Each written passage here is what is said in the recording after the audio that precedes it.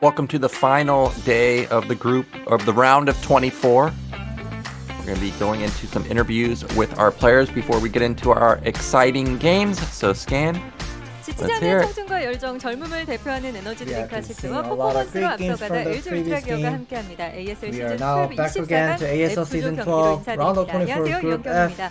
자, 이제 F조 경기를 끝으로 3주간 진행된 ASL 시즌12 24강도 모두 마무리됩니다.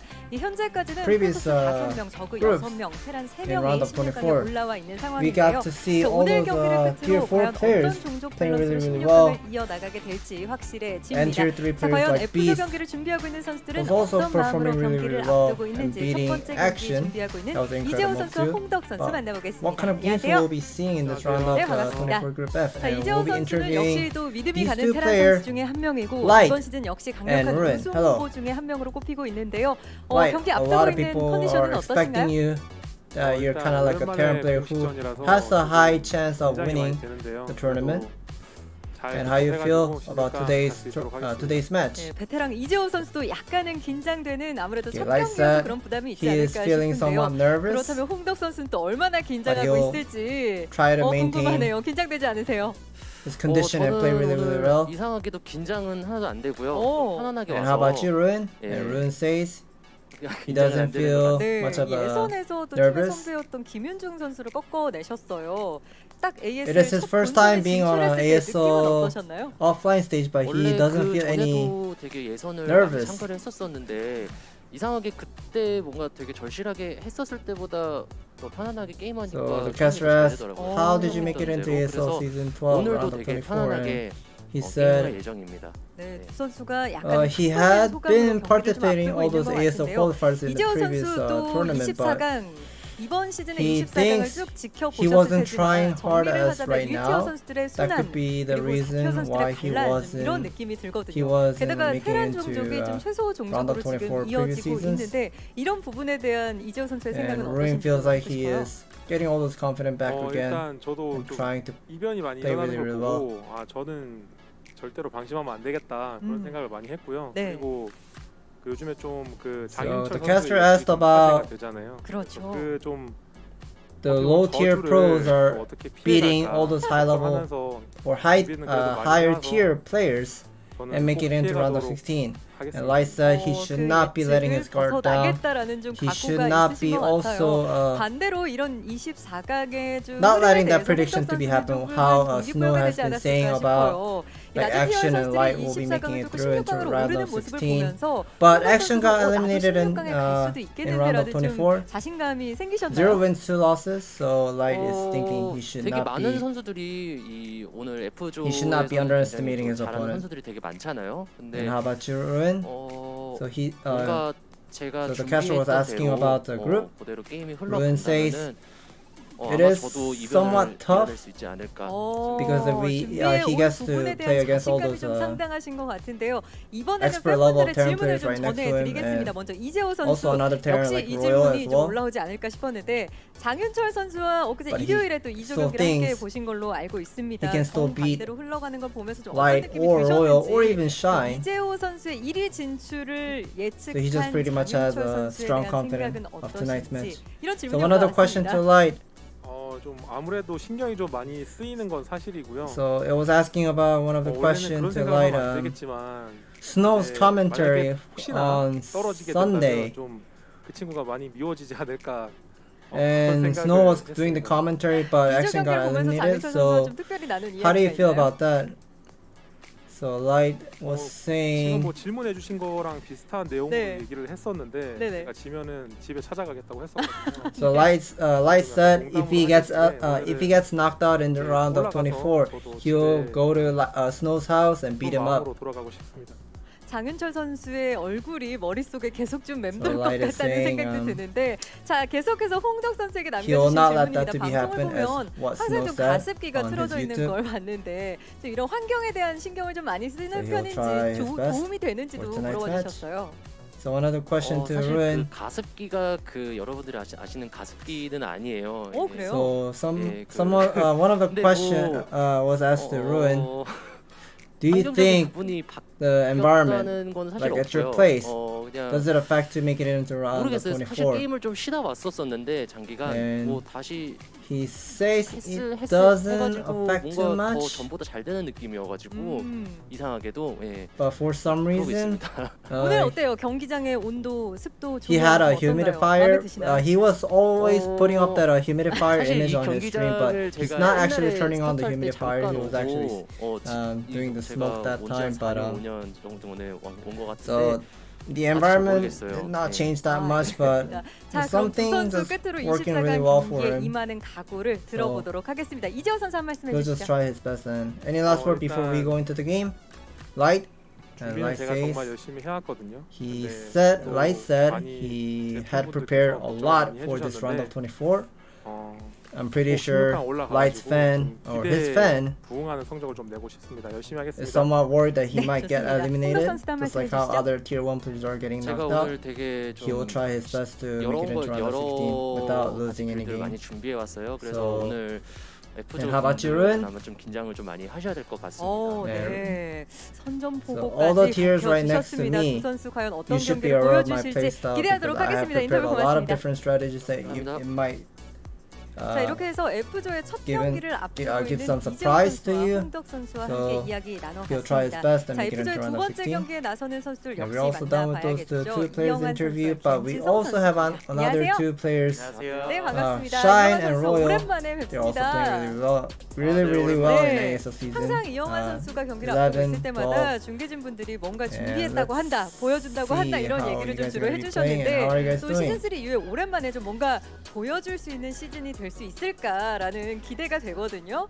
사실 근데 좀 So we 준비하는 know, 건 한데 첫 we 출발이 know 제일 you 중요한 as 것 같아요. 시즌 3 the bag of 이후로는 build. 늘 좀 첫 You have been showing lots of 단계에서 첫 different 계단에서 strategies 뛰어났던 that 경우가 많아서 일단 the other 24강을 Zerg players don't 통과하기만 really 하면은, use, 그 이후로 but 또 you are 뭔가 the 제가 only 준비한 one 대로 like 잘 showing a 보일 수 있을 different 것 같아서 strategy. 역시나 Do 오늘이 you 제일 think 중요할 것 같아요. we can get to see that kind of 첫 playstyle 단추, once 첫 again? 경기의 상대가 김지성 선수입니다. Shine said, 김지성 선수 워낙 또 이영환 선수가 he does have a lot of 보따리기 backup 때문에 builds, 뭘 but 할까 좀 긴장이 되실 것 같아요. he knows 네, 영환이 형이 Royal 경기할 is a 때마다 strong 항상 player 뭐 nowadays. 얘기가 He should not be 나오는데 letting his 사실 guard 이런 down. 걸 없어진 지 꽤 된 것 같거든요. But he still thinks he 오늘 needs to 사실 beat 뭐 the game number 준비해왔으면 1 좋겠어요, 사실. 그래도 in order to 네. make it into round of 스스로 16. 그거를 If he 뭐 loses his moral 대처하는 걸 한번 테스트해보고 in this 싶어요. round of 24, playing his 내가 first 어떻게 game, 대처하는지 보여주겠다라는 오히려 좀 그런 everything 각오를 will matter in 밝혀주셨는데 the 김지성 very 선수는 또 first game 최근에 for 16강의 Shine. 맛을 또 보셨기 네. 때문에 네, 네. 24강에 대한 자신감이 좀 있으실 것 같아요. The caster is 네, talking 아무래도 about 이번 시즌 Royal, 24강은 저거 how you feel about 저번 this group 시즌처럼 거의 and 비슷해가지고 about the ASL Season 12. 조를 보자마자 how it 조금 feels like to 안심을 him. 하고 있었는데 So you know how 앞에 Royal 이변이 되게 많이 always have been 일어나서 showing all those great games on 보고 Spawnbang 다시 list 마음 or 잡고 Spawnbang ranking as well, like 방심하지 climbing 않고 up really 준비하려고 high 했던 것 같아요. and beating a lot of 김지성 strong 선수가 players. 조를 보고 But 안심이 we get to see 됐다라는 Royal getting 이야기를 knocked out in 했습니다. round of 이영환 16 all the 선수는 time. 조를 보고 좀 We didn't get 어땠나요? to see 근데 Royal 앞서서 make it into round 얘기했듯이 of 제가 8. 이제 지성이랑 할 때 빌드 보따리를 안 꺼냈어요. 왜냐면 이제 Do you 제 think 빌드 보따리는 초고수 you'll play really well 상대용이었거든요. this 이제 season? 잘하는 사람들을 이제 Royal 잡기 위한 was 필살기였는데 네. 저번 시즌에 지성이 정도는 내가 가볍게도 이기지 않을까 했는데 제가 가볍게 져가지고 이 고수 Royal was 안에를 saying 올려놓고 something 좀 about 고민을 했습니다. 이번에는 his 김지성 condition 선수가 earlier. 이영환 선수의 빌드 보따리를 it was 만날 very 좀 hard to 수준에 hear him well. 올라왔다라는 이야기신가요? 네, 온라인에서 확실히 좀 기량이 They're talking 많이 about 올라가지고 Shine. 무난하게 해서는 좀 쉽지 How 않고 well are you going to be playing this ASL 김지성도 Season 이제 12 빌드 보따리 따로 compared to 한번 the last 하거든요. season? 네, And 한번 last 준비해서 Shine 잘 보여드리도록 says 하겠습니다. 두 last 선수 모두 첫 season, 경기에 대한 신경을 he 굉장히 did 많이 쓰시는 he 것 did 같은데요. prepare 이번에는 for 팬 his round of 여러분의 24, 질문입니다. but it wasn't 이영환 really 선수 오늘 working well. 꼭 But this time, 진출해야겠다는 he 의지가 has 좀 prepared 불태울 만한 more than 질문이 아닐까 before. 싶습니다. F조 He would like to show 이티어가 his 이영환 backup 선수가 build 아니라 and 김지성 선수인 것 surprise to everyone, 같다라는 his 여러 fans and the players as 부분에 well. 대한 이영환 선수의 And 생각을 one of the 밝혀주셨습니다. question to 근데 Shine, 저도 어느 정도 공감한 게 워낙 요새 부진을 되게 people 많이 think 해왔었고 진짜 Royal 성적 자체가 이제 should be at 간당간당하게 tier 예선만 2 뚫는 정도였어요. and Shine, you should be at tier 3. 좋은 Do you think you 경기를 agree with this 보여드렸던 것 같아가지고, debate? 이번 시즌에 좀 더 그런 부분을 좀 제가 잘 어필을 해서 경기를 잘 해야 될 것 같아요. Well, the 네. statistic 이영환 information with 선수는 the 자신감이 career, 보이고요. 김지성 선수에게 역시 you 올라온 cannot 질문입니다. be 오프라인에서 ignoring the 긴장감만 career. 견뎌낸다면 충분히 더 So 좋은 모습을 I think 보여줄 he was 거라는 pretty much 기대를 saying he 가지고 should 많은 be in 팬분들이 tier 2. 지켜보세요. 네. 긴장감을 풀어낼 수 있는 방법에 대해서 좀 But 생각해 오셨나요? This year of performance that online spawn 게임이 좀 오프라인 or spawn matches, 할 I 때도 should say. 잘될 때가 있고 안 될 때가 있었는데 he would like to prove 잘될 때는 Shine wants to prove that 준비가 잘 돼서 자신감이 되게 있었고 네. he's better than Royal today. 안 될 때는 뭐 He 말로는 되게 wants to 자신 just 있었는데 prove 사실 that 속으로 he 자신 is 없었는데 better than Royal. 이번에도 And one other question asked to 자신감 있게 Royal, 하기 위해서 최대한 did you find a solution how to 준비에 대한 wash off your 만족도는 몇 퍼센트 nervous 정도일지 좀 or 여쭤볼까요? nerves before you go into the game? 사실 단판이라서 And 진짜 Royal 어떤 is 상황이 나올지 answering, 몰라서 제가 게임을 많이 Since 하고 round of 있다 24 is 보니까 everything is best of one, 이미지 you'll 트레이닝이랑 never know who's gonna be 시뮬레이션 winning. 되게 많이 돌려보고 그냥 그런 식으로 준비를 좀 많이 So he's kind of more likely 자, prepared 끝으로 두 on 선수의 a 각오 역시 팬들에게 mind 알려주시면 training 좋을 or 것 같네요. image 이영환 training. 선수 한 말씀 해주시죠. 네, 늘 좀 아쉬운 모습 많이 보여줬는데 He 오늘은 focused on 확실히 image training more than 좀 actual 좋은 게임 practice 많이 games. 보여드리고 가도록 하겠습니다. And any last word 김지성 선수. to Shine? 네, 저는 이제 뭐 말보다는 경기로 보여줘야 하는 그런 시기인 것 같아가지고 Well, Shine said 경기로 보여드리겠습니다. last word 네, he 두 just 선수의 want to 멋진 play 경기 really 역시 well and make 기대하도록 it into round 하겠습니다. of 인터뷰 16. 고맙습니다. And 감사합니다. Royals pretty much said 자, the same ASL thing. 시즌12 24강 He will F조 just 경기에 try to 나서는 4명의 선수와 함께 that he will 인터뷰 진행해 make it into round 봤습니다. of 16 16강의 남은 easily 자리는 단 2자리입니다. by 과연 showing great 어떤 games 선수들이 as well. 그 자리에 이름을 올릴 수 And thank you for the 있을지 interview. ASL 시즌12 24강 F조 경기 지금 바로 함께 하시죠. So now we're done with the interviews. We will be moving into game number 1 of this ASL Season 12 Round of 24 Group F. That is going to be Light versus Ruin.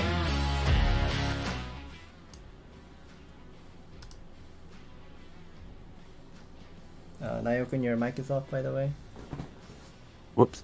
Thank you for the interview, Skin, and thank you for the heads up right there. As you mentioned, the first match of the day is going to be Light versus Ruin. Obviously, there's high expectations for Light because now that Flash is gone, I would say he's the #1 Terran right now. You can argue him, Rush, and Royal all contending for #1, but he's got the most results historically.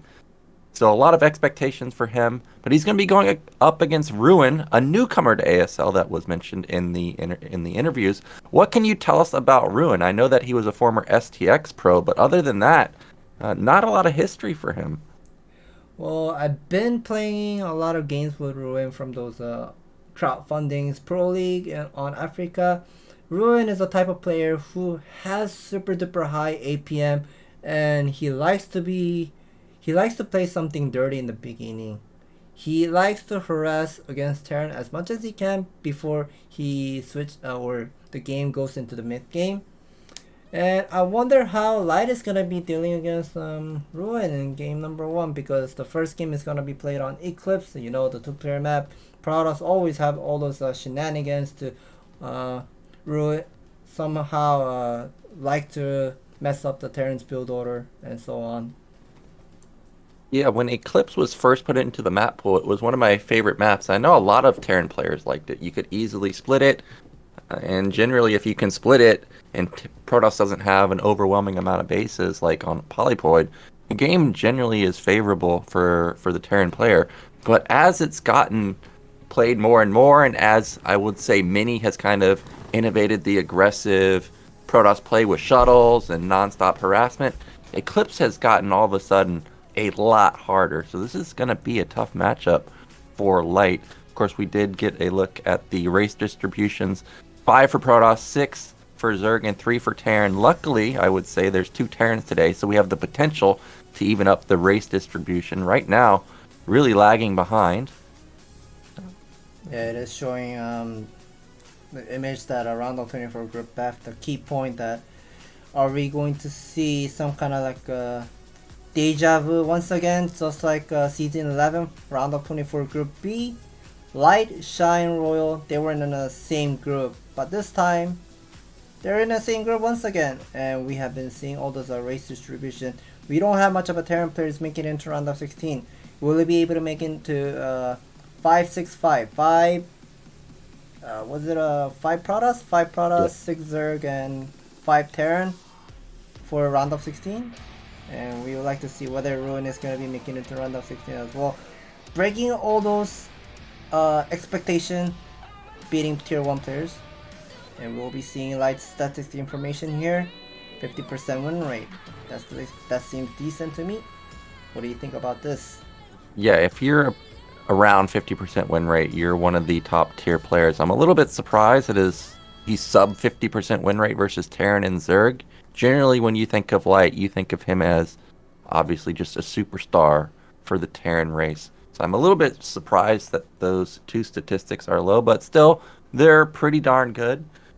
Now I'm sure we're going to get a look at Ruin statistics, and as mentioned in the interview, he's a newcomer, so he's not going to have any statistics in the ASL, but I've seen quite a few games because I've been doing StarCast for a while. He's really good. I'm a bit surprised to hear that you say he's a dirty player in the early games because I've played Ruin maybe like 2 or 3 times. Now, it was quite a while ago, but my experience versus him was he played basically pretty passive and went 2-base Arbiter and then exploded in macro. So you're going to have to fill us in on his current playstyle these days. Ooh, we're also looking at Ruin's information. He made it in qualifier day 1, group 9, beating Ample 2-0 in round of 8. Round of 4, Sox 3 2-0, final 2-0 against Shuttle.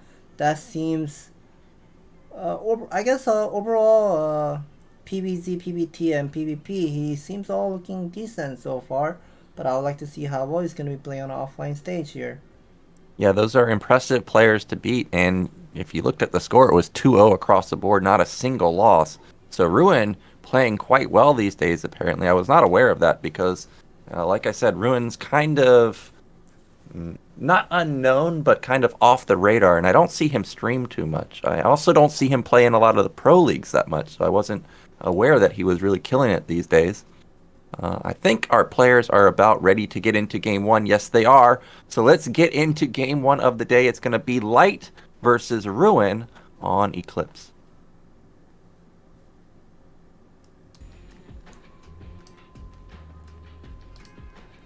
Okay, I guess we are waiting for the players to get ready.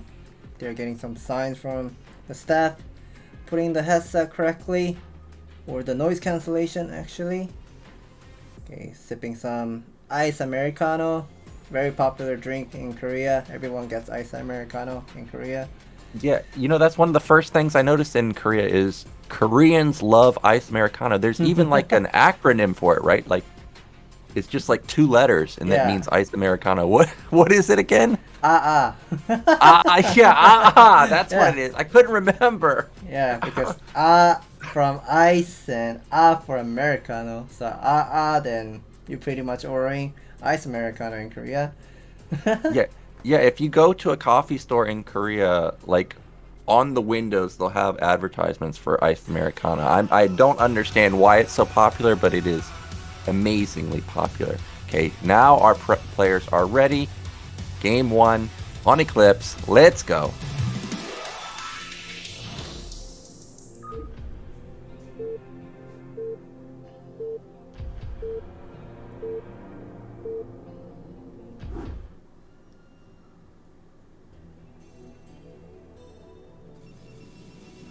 So in the bottom left, our red Terran player, former KSL champion. Season 9, he got 2nd place. It's Light. And in the top right, a newcomer to the ASL stage. It is Ruin. Always exciting to see new players make it onto the ASL. I always root for them heavily because I want to see some new blood do well. Now, you told me just the other day you were practicing with Ruin a lot. So, Eclipse, what do you think he's going to pull out here? Well, I played with Ruin so many games yesterday and even today, right before the ASL starts. Like, he was messaging me like, hey Scan, like, can you help me like do this build or do that build? And I can't actually spoil, but we're gonna be seeing Ruin is gonna be building putting down the pylon at the natural and going for the scout here. So we do have a forward pylon, and it's going to be an instant scout. So he is going to go for the gas steal, along with most likely a forward gate. Now this build I find to be just super annoying. I hate getting my gas stolen first off, and then I hate the follow-up zealot pressure. You can see Lights put his depot in a position where he can put his barracks right next to it and create a really nice sim city. Now I've got my eye. eyes. Yeah, go ahead. We also really need to look at Ruin's mineral. He's not putting down the gateway. But Light doesn't know whether Ruin is gonna go for Proxy Gate or even go for the forward gateway or whatnot. But here's the gas fill, and Light is not going for the Scout yet. That's what I was going to mention. Is it looks like he may be saving up for around a 12 Nexus. I don't think it's going to be a 12 Nexus anymore. Maybe like a 13 Nexus. Now that's great SCV control, getting a lot of hits onto the probe. He might actually kill that SCV. Look how low it is. It's at 10 health. That's got to be careful. Yeah. So he's already got 2 racks. Oh yeah, okay. Light is trying to be aware of those. I guess Proxy Gate, putting down the second racks. Yeah, you have to note that when the probe came in, it sat next to the gas for a second, didn't gas steal immediately, and a lot of times what that means is that the Protoss player spent money on a Proxy Gate, and they couldn't afford to gas steal instantly. So this was a nice mind game. Okay, Forge? Am I seeing this correctly? Yeah, you're seeing this build correctly. He is putting on the Forge, and we now, Light confirms that has to be the Nexus first. And I think he got that vision from the scouting SCV. Yeah, he did confirm there's a Forge. And let's see how Light is going to be reacting to this, some kind of weird strategy what we're going to be seeing from Ruin here. How is he going to be reacting? Is he going to be putting down the CC first? Okay, so Light is going to follow up with CC first, and he is not getting any SCVs on his gas to kill it. It's just the Marine. That's going to take a long time to kill. I think Light really needs to pull off. Yeah, okay, now he pulls off a little bit of his SCVs to start killing it. Now, I can tell you there's one player in NA, his name's Castle, who's loving this opener. He always went Forge, Expand, and built a cannon. Now, my experience versus this, obviously, Ruin's much better. Oh, he gets the SCV kill! But what I would do versus this is I would just go Mines as an opener. What do you think Light's follow-up is going to be to this? And this probe control is nuts. He's going to kill the Marine too. Yeah, look at that probe micro almost lowering down the Marine HP to 5 HP. He knows he can one-shot for the last. And I think he did kill the Marine. Yes, he did kill the Marine. Light is getting messed up with this build opening right now. He was lifting up that racks earlier from the simulator. Ruin was pretty much seeing what Light actually was doing. He saw that bunker was coming, Marine was coming, he lifted the barracks, he knows that is not going to be the G's whatsoever. So now I think Light is in a little bit of trouble here because Ruin already has 100 Vespene gas. That means the cybernetic score is about to be done now, but we don't see any factory going up yet. Yeah, what makes this interesting is, as I mentioned, I've faced this before, and I usually go Mines, but I've never faced it when I've gotten gas stolen. So I'm curious what Light's follow-up is going to be. We saw that he's built 4 Marines, and he's going to lose another probe, man. He's losing so much. That's 2 SCVs, that's a Marine gone. He's built at least 4 Marines. We don't even know if he's built another one. Ruin has showed a Zealot, and yeah, this is what I was expecting. He's going to skip range and go straight into Robo, and this is very punishing. Like, the Reaver drop is going to come relatively quickly, and Light's tank count is still going to not be very high at that point. Yeah, we are seeing Ruin is pretty much putting down all those pylon everywhere, every location of the edge of his base to get some vision. And we can also see Ruin's supply count is already at 42. He only has 2 army, 1 Zealot, 1 Gun. That's only 4 supply. So if we subtract those army supply count, he has already almost 40 probe, and he's already putting down the 3rd Nexus at 5 minutes 28 seconds. I actually can't wait for tomorrow because Artosis is going to stream, and 100% if he gets Eclipse, somebody's going to do this. I already know. And he's going to watch the replay and say, this guy only had 2 units, and he took another Nexus. He didn't even get range scan. He just went straight robotics. I already know it's coming, so it's going to be very funny tomorrow. And that pylon in Ruin's main is set up in a position where I actually thought he was going to go 2-base Stargate, but it doesn't look like that's going to be the follow-up. He's already put down that 3rd Nexus. Yeah, Light is definitely aware of all those weird shenanigan moves. He was using that first comsat station to confirm what kind of tech does Ruin actually have. But he only confirmed there's only a single robotic facility, and he knows there's a first gateway at the natural. So he knows it's only a single gateway plus single robo. He can't actually assume this is a gun with the observer follow-up, or even maybe a couple of goons with a single gateway into a Reaver follow-up. He has no idea so far, but Light is playing really safe here. He is getting a couple more Marines here. Armory is done, but I don't see it spinning yet. Well, that SCV did get in, and I think it just barely had sight of the Nexus. So letting that SCV actually slip up or get in was a little bit of a mistake. I think Light kind of assumed it, but because of how Ruin was playing, it could have been a mind game to just put the Goon on hold position. Now, I think this is going to be a 5-factory follow-up. But for some reason, it just felt like when Light saw that he was going to start putting down factories, but maybe not. He did scan that it was 4 gate. Okay, he's moving out, but 4 gates are done. You can build up your Goon count quite quickly with 4 gates. Yeah, by the time now with the 6 Marine, with the 3 tank push, Oh no. I'm not sure why he's actually killing his own gateway. I thought it was able to move out from those top side of a gateway, but two observers just got picked up by the 6th Marine. So now Ruin is a little bit of a trouble. He does have the 3rd observer out on the map with a couple of army, and okay, now he's gonna be putting down 1 pylon, but I don't think it's completely wall at the top side. But this vulture will be sneaking in. Does the goon will coming out from the gateway? Yes, it will be. So a single vulture will be sneaking in, but these main army with the 3 tanks, 6 marine, I think it's just gonna get easily denied by the single zealous hooking up all those damage. Look at that micro here. Yeah, really good control from Ruin right there. He lost 1 goon and 1 zealot, and these 3 tanks might actually die. Okay, he gets another tank. The goons are in full-on chase mode. They kill the marine. Maybe 1 tank can escape. Nope. It's going to get blocked out, and that one's going to fall too. Meanwhile, that vulture harassment got taken down quite easily. Now, the follow-up is going to be about an 8-15 Citadel. Not exactly the fastest Citadel, but this is going to give him something like 13-minute round arbiter timing, so it's still going to be a relatively quick timing for how this game is unfolded. Wait, all the tanks got sniped? Yeah, they're all dead. And back in, oh my god, he puts down another Nexus. This guy is so greedy. Yeah, look at the supply count right now. 76 versus almost 100 for Ruin at 9-minute mark, and he does have that. We see that cybernetic score is also spinning, but I'm not sure what that yeah, the range upgrade, it should be done by now. Yeah, that gun range is really far. So he maybe go for the 6 gate or 7 gate. How many gateways are that? Okay, that is about 6 gateway with the timing attack into a carrier follow-up. Is that what we're going to be expected to see? Yeah, it looks like it is going to be a carrier follow-up because there's a Reaver drop coming across the map. The good old 10-minute Reaver drop, the one that Artosis consistently hits at some weird time.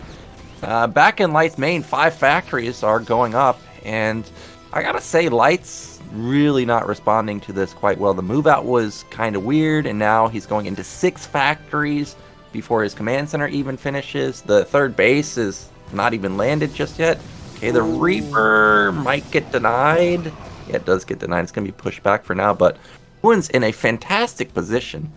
Yeah, this is I think Light is in a little bit of trouble here because when we look at the supply count, it's just insane how quick Ruin is actually pumping out all those army and even worker count. And Light is, I mean, as Terran, like at 10-minute mark with 90 supply, that seems normal. That is definitely normal. But Protoss having 140 supply at 10 minutes 30 seconds, and he already has, isn't that double shuttle right now moving towards the 5 o'clock side?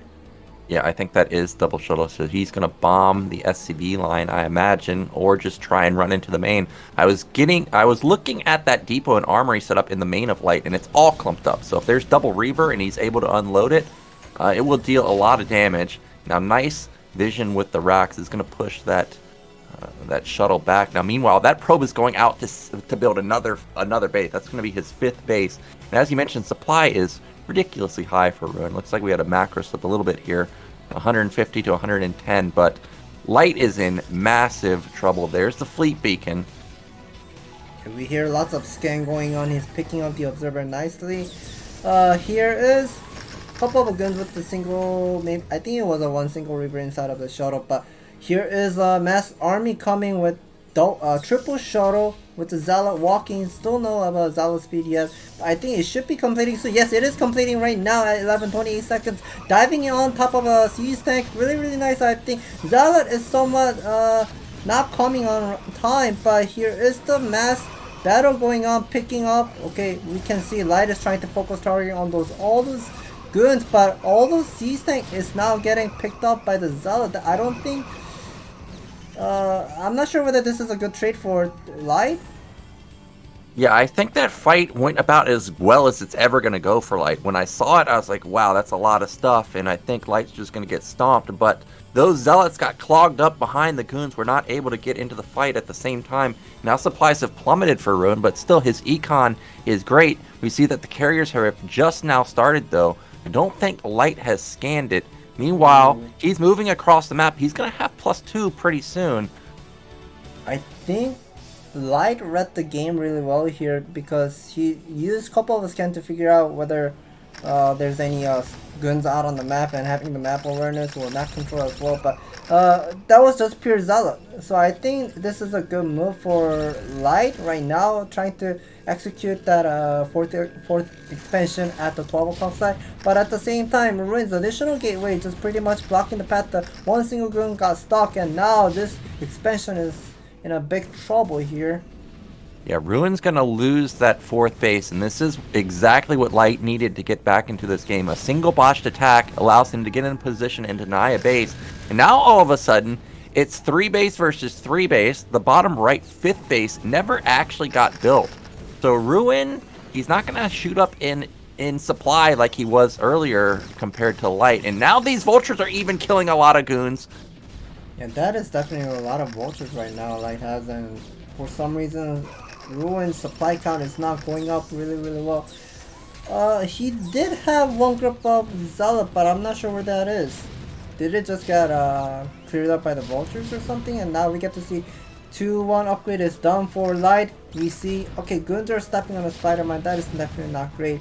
A couple of spider mines are laid down, but now unloading a couple of army. Reverse Scarab Shot does nicely picking up 2 siege tanks. Ooh.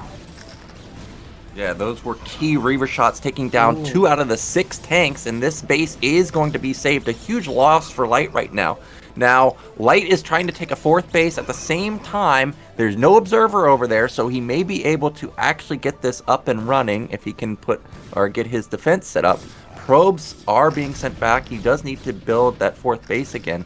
I was worried that he may not realize his probes were at top left, as sometimes something like that you miss when there's a lot of chaos going on. Now, meanwhile, Light is back out on the map again at top middle, and that might be a denied nexus.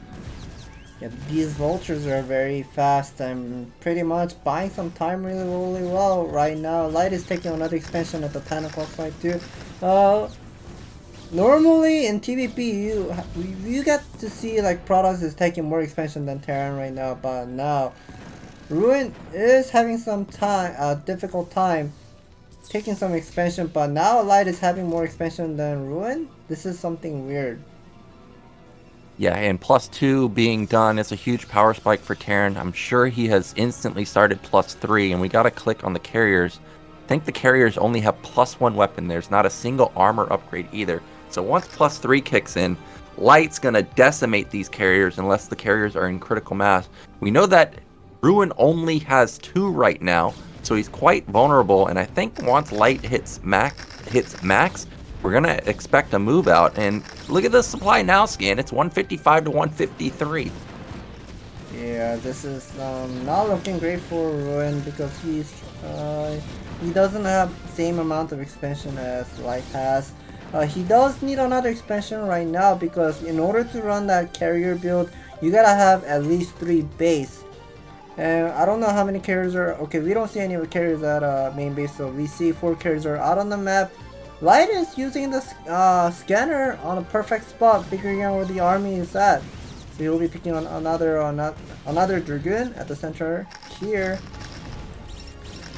Oh, well, probes. Oh my gosh, the probes, well, okay, they are going to get taken down. Luckily for Ruin, I'll say luckily, is There was only 5 probes or so he's not going to lose like a full mineral line. Okay, maybe he is now. These ultras are doing a lot of damage, but he does transfer even more. Now, Light's comp is starting to get scary because not only does he have the carriers, I also saw a couple Templars mixed in, and Storm can decimate clumped up Terran quite easily. We saw +2 armor kicked in, so +3 weapon is about to finish for Light. And oh no, Scan, look at those upgrades. Just 1 damage upgrade on ground for the Protoss. Yeah, I think Ruin is just gonna be focusing on those heavy spam Vespene gas for carrier and a couple of high temperature mix for the battle. I guess having less upgrade and trying to prioritize getting all those high temperature storm upgrade or making more high temperatures might help him to eat up a couple of Goliaths when they're having some big fight in the middle. But we see, I think Light is prepared to move out here. Yeah, Light is setting up to make an attack on top middle. Now, okay, that's a decent amount of Goliaths. I'm trying to get a count. Maybe it's at 16. And generally, my number is something like 3 to 4 Goliaths per carrier. Right now, there's 4 carriers. Oh no, you can't eat these mines, man. Yeah, I think Light has enough army to hold this. Okay, he does have six carrier. Six carrier is the right number to start doing some damage. Okay, having couple of army at the 12 o'clock side, that seems a perfect amount of army to hold. And you can also abuse the terrain as well. But now this 6 carriers is kind of like, I guess it's trapped. Okay, picking up the science vessel, nicely done. I would like to see the mag upgrade. I saw it was 2-3 earlier, but does he have +3 right now? It should be finished. I feel like by now it should have been done. The Goliaths are doing a lot of damage. There's just a lack of ground here to support these carriers, so they can't engage. The answer to your question is +3 is not done just yet. It's still at +2. These carriers, they need support, man. I mean, 6 carriers is pretty strong, but without any ground support, they're just, he's gonna start the shuttle, and most likely that was a Reaver and Templar. Oh, that kind of hurts Ruin's position right now, because Reaver, you cannot always underestimate. Like, you feel like, okay, there's only a single Reaver, you can just pretty much like aim up and try to kill that Reaver, but you know, sometimes those Scarab shot kind of have like lucky shot and picking up a lot of units sometimes, but not having a Reaver in this kind of position is somewhat big trouble for Ruin. Ruin was attacking his own Nexus to pull out all those interceptors. He's gonna be start using this carrier micro to picking up a couple of Light and hitting that one nice EMP on the carrier. That is definitely great for Light. Light is eating up a couple of Siege Tank and Light. Nicely done. I think Light is having a little bit of difficulty here because, I mean, army is everywhere. Like, a couple of guns standing in the middle here, and carries is eating up a couple of Goliaths and a Siege Tank. And I'm not sure if he has a Reaver at the 12 o'clock side or it was just got picked up in the center of the map earlier. I think Light doesn't have much of a Goliath remaining. Yeah, Light's in trouble. Like, it looked like it was in a good position for Light, but now that all the Goliaths are died, that means all these tanks are going to die. And the ground army is slowly getting bigger and bigger for Ruin. He's gonna lose this Nexus, maybe not actually. He focuses down the probes, and that's gonna allow the Nexus to survive. Supplies have plummeted for both players, but Ruin's hit that critical number of 8 carriers, and Eclipse is a great map for carriers. There's so many ledges, there's so many pathways, it's really hard to engage. Luckily, Light got that massive EMP, but still, I don't know. This is a really strong push from Ruin. I kind of want to see Ruin's expansions, how much of a minerals still remaining. In order to run that carrier build, you gotta have at least 2 base mining. He does have 4 base running right now. Main is mined out. Natural does have a couple of minerals still, but it is gonna be mined out in the next couple seconds or so. I think he might be out of money. I don't see how much of an interceptor is attacking the Goliath right now. Yeah, this is why you have to get armor versus +3 weapon Goliath. The interceptors are getting shredded, and that wasn't even that many Goliath scan. What was it, like 12 versus 8 carriers? You would expect carriers to easily win that fight, but the powerful upgrades being key for Light, able to push that back, and he snuck bottom middle, so he's actually up a base versus Ruin. Wow, 3-3 upgrade is already done for Light, and I feel like Light is in Ruin is a little bit of trouble. He doesn't have any armor upgrade. All those 3-3 upgrade for Light is eating up all those interceptors nicely. And yes, eating up a couple of those Goliath is nice, but if he's not actually hurting Light's expansion, Light just can just make a lot of mass Goliath and just try to trade some interceptors here and there. Yeah, killing the interceptors is key in this scenario. If you can't actually get on top of the carriers, it's just so costly for the Protoss player. And now you know Protoss is desperate because he's going into Archons. Archon's really not the unit you want in Protoss versus Terran. He finds bottom middle, so that's going to be a dead base. But that means that he's going to lose top middle because Light doesn't even care about that base. He knows that he's still got the left side, so he just instantly goes for a counterattack. And if he kills top middle, I think the third base of Ruin might be mined out because remember, he instantly took this base. And we can get to see a couple of probes sent out to 5 o'clock side putting down Nexus. Yeah. Okay. But got caught by the single vulture here. I think Light might have done it. Like, even though he's kind of doesn't have the greatest econ either, Ruin's not going to be mining. Third base is mined out. Main is mined out. Nat is mined out. Interceptors need money to be built. So this might be the last hurrah for Ruin right here. He's going to try and make it happen. But oh my god, that is so many Goliaths. Yeah, decision making how Light is doing is so amazing. Like, he just took down the third Nexus and the fourth Nexus at the same time. Like, as Terran, like, it just takes so much of an effort, like sieging, and try to eat up all the. Okay, now we're gonna be seeing Light. Light isn't in a bad position here, losing all those siege tank for free, but I don't see much of a saved up bank for Ruin here. He's gonna have some difficult time. Science Vessel, I don't know if he has thrown the EMP, but this Mask Light is just too strong. It's just too strong. The 3-3 upgrades are just too much of a difference versus the carriers. As you mentioned, no armor upgrades. The ground upgrades are just 1-1-1 across the board. And versus +3, you really need to have at least +2. And this is probably going to be Ruin's last attack. He just doesn't have anything other than the carriers. You can see the ground melts. There's almost no interceptors out on the map anymore. He just cannot hold this overwhelming amount of Goliaths. There it is, GG. And Light, look at that, a sigh of relief because he knows that was a great opening for Ruin, yet he was able to turn it around and secure a victory. Yeah, I think Light seems he is on a... I think he knew he wasn't in a top spot yet. He's like tilting his head a little here.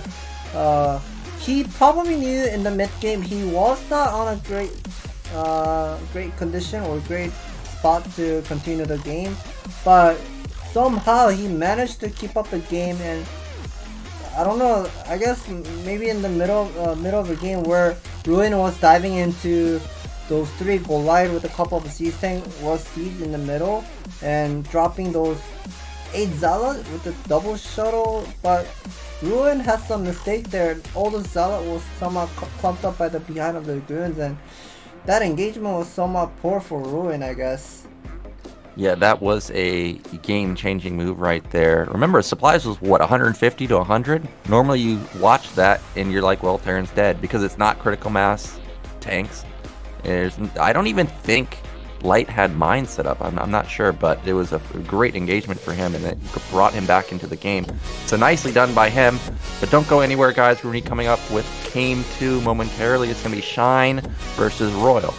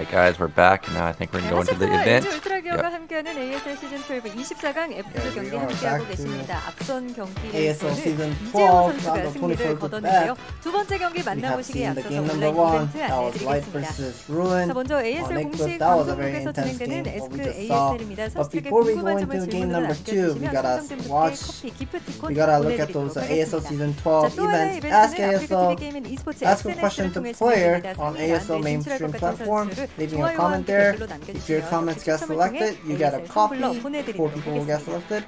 Also, 2 자, people will 이어지는 get 두 ASL 번째 Tumbler 경기는 who 이영환 guessed the 선수와 prediction 김지성 right. 선수의 We also have a 경기입니다. prediction 지난 event as 시즌에는 well. 김지성 선수가 같은 전장에서 Previous 승리한 season in 경험이 ASL 있는데요. Season 과연 11, 이번 we 시즌은 have 어떤 seen 결과가 여러분을 Shine 기다리고 versus 있을지 Royal, 두 선수의 Shine 경기 versus 이클립스에서 Royal. 함께하시죠. Once again, we're gonna be seeing those two players in the same group again, playing on an Eclipse once again. Is it gonna be Royal gonna be winning the game just like previous season, or is Shine gonna make some different move and do some revenge battle here? So we're getting a look at the stats. Shine, of course, a mastermind versus Protoss, but versus Terran, it's a little bit tougher for him. He doesn't have as much success there, only a 29% win rate. You mentioned that they played it versus each other last season, but I actually don't remember the games of Shine. Do you remember them at all? I remember Light versus Royal, but not Shine. I think it was Shine going for. I think Shine has gone for 3 hatchery into an extractor instead of going for 2 hatch meta. I think he did 3 hatch meta before that, and somehow it wasn't working really well for him. But we see now Royal's status information, 100% win rate. That seems great. But Look at his... I don't know why he has 0% win rate against Protoss here. Yeah, actually, Sorry was innovating the TVP matchup. Now I gotta quickly mention this. Look at his song scan. I'm not sorry. Okay. Yeah, that's the song name. I guess he wants to be called Royal these days. But yeah, I wanted to ask you, remember earlier this year, we knew that, or we saw that Royal was innovating TVP with the Ghost play, right? Oh, yes. Definitely. And now I never see that anymore. What happened to that? I think probably the reason where he was going for the, what was it called, the Ghost build, I think he uses Ghost when the Protoss is playing the Mesh Shuttle, plus, you know, like when the Terran starts to get those 3-2 upgrade, with 3 base, 4 base running, getting a lot of Siege Tank ready, that means the time where Protoss is going to have the difficulty breaking that Siege Tank line with the Zealot Gun High Templar Storm Drop top of the Siege Tank. So Protoss will be going to do some changes, like making a late Stargate into an Arbiter follow, and that's the only time where Royal likes to get the Ghost there now. All right, well, we'll see if he pulls that out and if he ends up facing Ruin. But for now, it's going to be Royal versus Shine, again, on Eclipse. So in the bottom left, our blue Zerg, known as... Oh, that's what I was going to say! Is, you know, Scan, I've played Shine on the ladder. Every time I play this guy on ladder, he 4-pulls me. So I'm actually very happy to see him the 4-pull. We already saw 815 pull it out on Lemon, and Shine saying, you know what? I can 4-pull too, man. Yeah, I guess Shine, he's the type of player who likes to do a macro play style, but I guess this season on ASL Season 12, I guess he's prepared for some kind of a shenanigan build here with the 4-pull opening. And normally if Royal has seen Shine often, yeah, I think that SCV is going out to the natural to put down the depot for the normal standard one. And I think it's gonna be like the same scenario where 815 versus Sock on Lemon, where he was putting down the 2 depot with the single barracks at the natural. Yep, this is exactly what I was looking for on the mini-map. I was like, okay, well, if we see a depot go down at the natural, Royal is in big time trouble because those Lings are going to have more surface area to just burst down that barracks.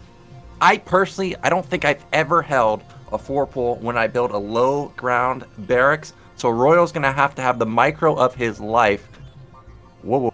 Okay. I thought Shine didn't build all those lings. Okay, but now he built the last set of lings. And this drone is probably going to keep the SCV back. That means that Royal's not going to have any idea that this is coming. How do you defend this? There's also a gap at the top. Remember that. Remember that, Scan. Yes, that is definitely true. If Royal has not prepared against the 4-pull, he's gonna be surprised and maybe forgot how to deal with. A lot of professional players, you may think they're ready to, like, they know everything, but sometimes they do forget how to defend when they're on a panic mode. Like in this kind of scenario right now, we can see Royal is panicking. Yeah, he's got... Oh, the racks completed. I'm going to have to rewatch this. How did a racks complete versus a 4-pull? And now these lings, I don't think, are actually going to be able to get in. Maybe he can burst down this depot? Oh, he kills the drone. But that's a nice setup with SCVs. Okay, the SCVs have to block. Oh, that is perfect! Nice SCV drill. But I'm not sure whether this is a good decision making for Shine. Yeah, I think that Royal has already done it. Oh, maybe not. Okay. Oh, the depot is burning. Depot is burning. You gotta be aware of it. Oh, is burning. There's just a single Marine. What happened to the second Marine? I think. Yeah, the second Marine just got picked up from the main base, and now Royal is in a little bit of Royal is in a trouble here. I'm not sure that a second depot is also burning. He knows more Zergling is coming. He knows that has to be the 4-pull or even 5-pull whatsoever. He doesn't really matter because all the things that right now he really needs is just defend this Zergling push somehow. Oh my gosh, he kills the Marine, and that means that there's going to be 3 lings sitting behind the racks. He can kill these Marines as they pop out and continuously flood more lings through the top side. SCV gets into a good position. This is so hard to control because he cannot lose that Marine. Oh, that is definitely amazing! Nice SCV block, but another 2 more Zergling coming. Oh, second Marine will get picked off. Oh, did Shine do it? I thought the hold in the beginning was amazing, but it looks like... Drill. The SCV's drilled on top of the Marines and it glitched out the Marine, and Shine, I think he's done it. Yeah, I think this might be a GG because right now it's a reverse Zergling on a high ground and Marine on a low ground. Okay, now that burning depot just got blown up. One SCV mining. He's not mining? Yeah, he has only a single Marine, single SCV mine in the middle. I don't think he's gonna be able to hold this because more Zergling is coming. This is heartbreaking. As a Terran player watching this unfold, it's heartbreaking because when you hold the first attack, you're thinking, okay, I've done it. But somehow, Shine makes it work and he takes a victory over Royal. Remember last season, Royal made it out of the group, I think, in first place. So nicely done from Shine. I'm kind of happy to see the 4-pull work because he always does it versus me, and I am always just so tilted afterwards. Yeah, that was a very nice strategy we have seen by Shine, but I think Royal was panicking in that game because normally when you see 4-pull, you don't want to defend from the natural. You just want to give up the natural and try to buy some time as much as you can and try to finish the bunker at the main base. That's the classic way to, it's like a solution, like how to defend against 4-pull. You gotta build a bunker at the main base and maybe have a 1 Marine or even 2 Marine able to get inside of the bunker. That's all he needed to do, but he didn't want it to do that build solution. Yeah, so a little bit of a misstep there from Royal, and Shine gets a fast victory. Not an easy victory. There was moments where you thought Royal was going to hold it, but that's going to wrap up Game 2 already. It's going to set us up for a winner's match. It's going to be Light versus Shine, and you know Light just watched that game, and he's going to be a bit worried about, okay, what else does Shine have planned? It's going to be interesting what they ban. Lemon might get through again, and then he might think it's another 4-pull. So don't go anywhere, guys. Game 3 is coming up in just a moment. Oh, no, never mind. Of course, we've got the Hot 6 with Into the Rain. Yeah, we are seeing more of a Hot 6 commercial here. The middle guy, Park Sang-yeon, the caster, is holding the white one. I think the white one was a Force? I'm pretty sure it was I don't remember. I think it was a Force. But anyways, we have seen those 4-pool game against Terran maybe 3 times already. Larva did against Light on Optimizer on season 10, I think. Season 10 used Optimizer, I believe, yeah. Yeah, but I think before that we really haven't seen 4 pools at all. So it is nice to see that Zergs are willing to risk it all on something that crazy. And I think Eclipse is a good map to go for it because again, it's a map that often Terran players wall like that, and it's not a full wall. And you saw Royal got punished for building that racks down there. Like you said, versus a 4 pool, you build a bunker in your main. Oh, well, you just win the game because there's no way that the Zerg can counter it. But having the buildings at the bottom, you feel obligated to defend those two depots along with it. So, Royal's going to be kicking himself for losing that in that particular fashion. Yeah, I think it's just kind of like a prejudice where Terran players have like, oh, I made a wall at the natural, so I gotta be stubborn, try to Yeah. defend us 4-pool rush with the depot racks wall without the bunker, but it's just not working really well. We have seen Larva used 4-pool against Light a couple seasons ago. We saw 815 use 4-pool against Sock, and Sock was not defending really well there too. And once again, we have seen Royal was having some panic mode there, like not defending the 4-pool here once again. Every time we have this commercial, my eyes just completely are locked on Into the Rain. What he's gonna do? He's already chugged that man. The guy in the middle didn't even start tranking it yet, and Into the Rain's already knocked one out. Well, you've played in ASL. If you see a game like that where somebody just 4-pooled and you've got to face off versus them next, what's going through your mind? You also know the map pool. Is there a specific map that you would ban? I would open up Lemon. You would pick Lemon? Yeah, I would like to have a Lemon not getting veto because I just kind of wonder. Oh, I guess we have to go for the commercial break. We'll be back soon.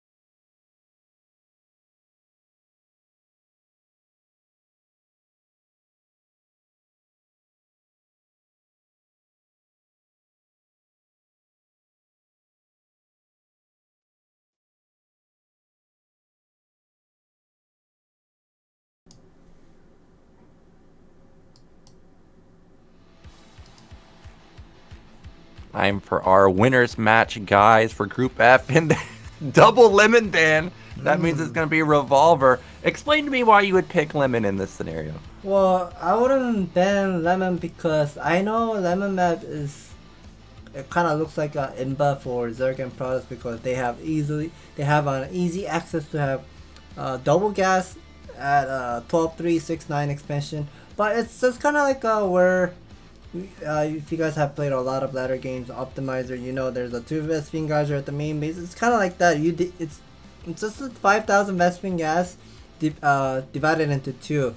One has 3,500, one has 1,500. Just kind of like boosting up mining with the double gas, but you're pretty much mining with the 3 gas there. So even if you are having like 4 gas, 6 gas, you're pretty much I guess boosting up the Vespene gas in your early mid game, but eventually in late game you start to lose all those power and start falling behind, and it is kind of good for Terran. But I guess Light doesn't want to play on lemon. Yeah, I wasn't surprised to see the lemon ban. I'm just looking at it and thinking, well, do I want to get potentially 4 pulled again? We already saw 815 go for it, and I wouldn't. I think I would just get rid of it. So our map is going to be Revolver. You know, actually, I'm thinking, how many games have we even seen on lemon? Just 2, right? We saw Hyuk versus Protoss player. I can't remember exactly. And then we just saw 815. Hyuk versus Movie and 815 versus Sock. That's it. So actually hope in the future rounds we get some more lemon games. But for now, it's going to be Revolver as our winners match of Group F.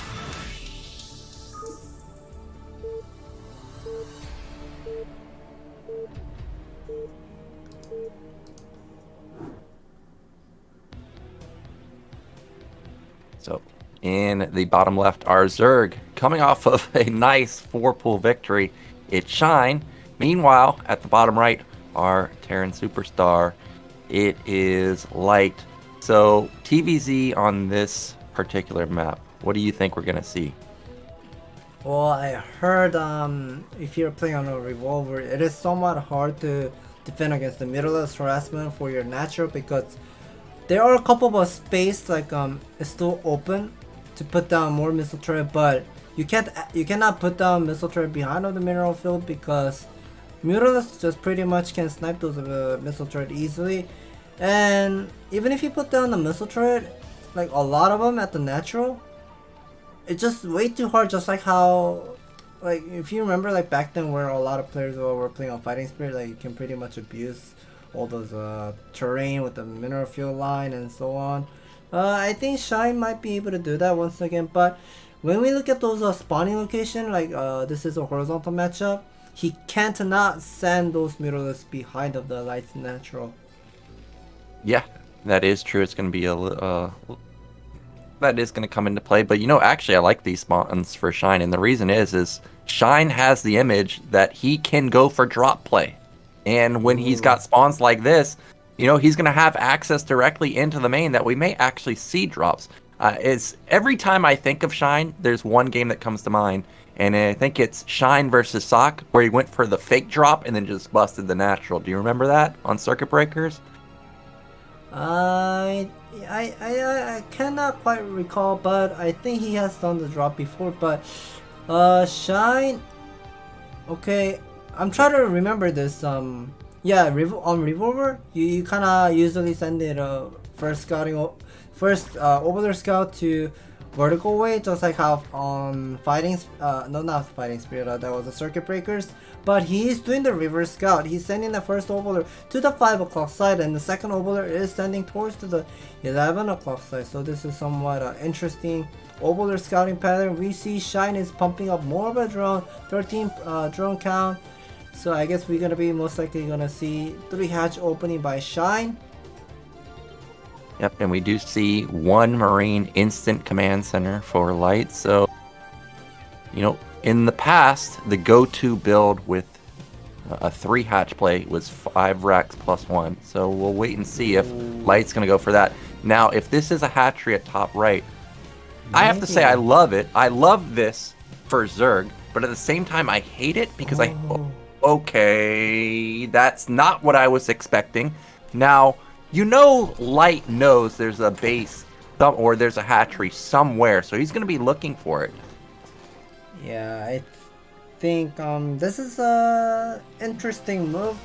I guess you know, like when you're pretty much doing a classic 3 hatch build, you're putting down the another hatchery just for the macro hatch. You just want to have more larvae advantage, or I should say more larvae access to make a lot of units. I guess Shine is not interested of having more resource. I guess he just wants to be hiding his hatchery as much as he can. Try to lie to his opponent, hey, I have expansion somewhere, and you gotta find my expansion or even find my hatchery before I do something something interesting.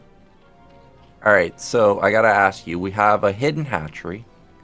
Yes. Obviously, this is gonna be a lair-based play.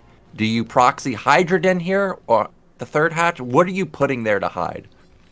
I would probably wouldn't build anything at the proxy hatchery, but I just kind of, if I was a Zerg player, I would probably like try to lie to the Terran player, hey, I have hatchery somewhere, I'm taking another expansion somewhere, and try to do some of the mind game here. And once Shine, I think Shine is gonna most likely go for the Mura build because it's easier to defend. Like if you look at how the map is designed, all those terrain with the Zerg egg on the ramp and the other side of the third expansion side, you can pretty much abuse those units and block the path and just put down a couple of okay, we see one drone going That's up. Hydroden has to be. Ooh. Yeah.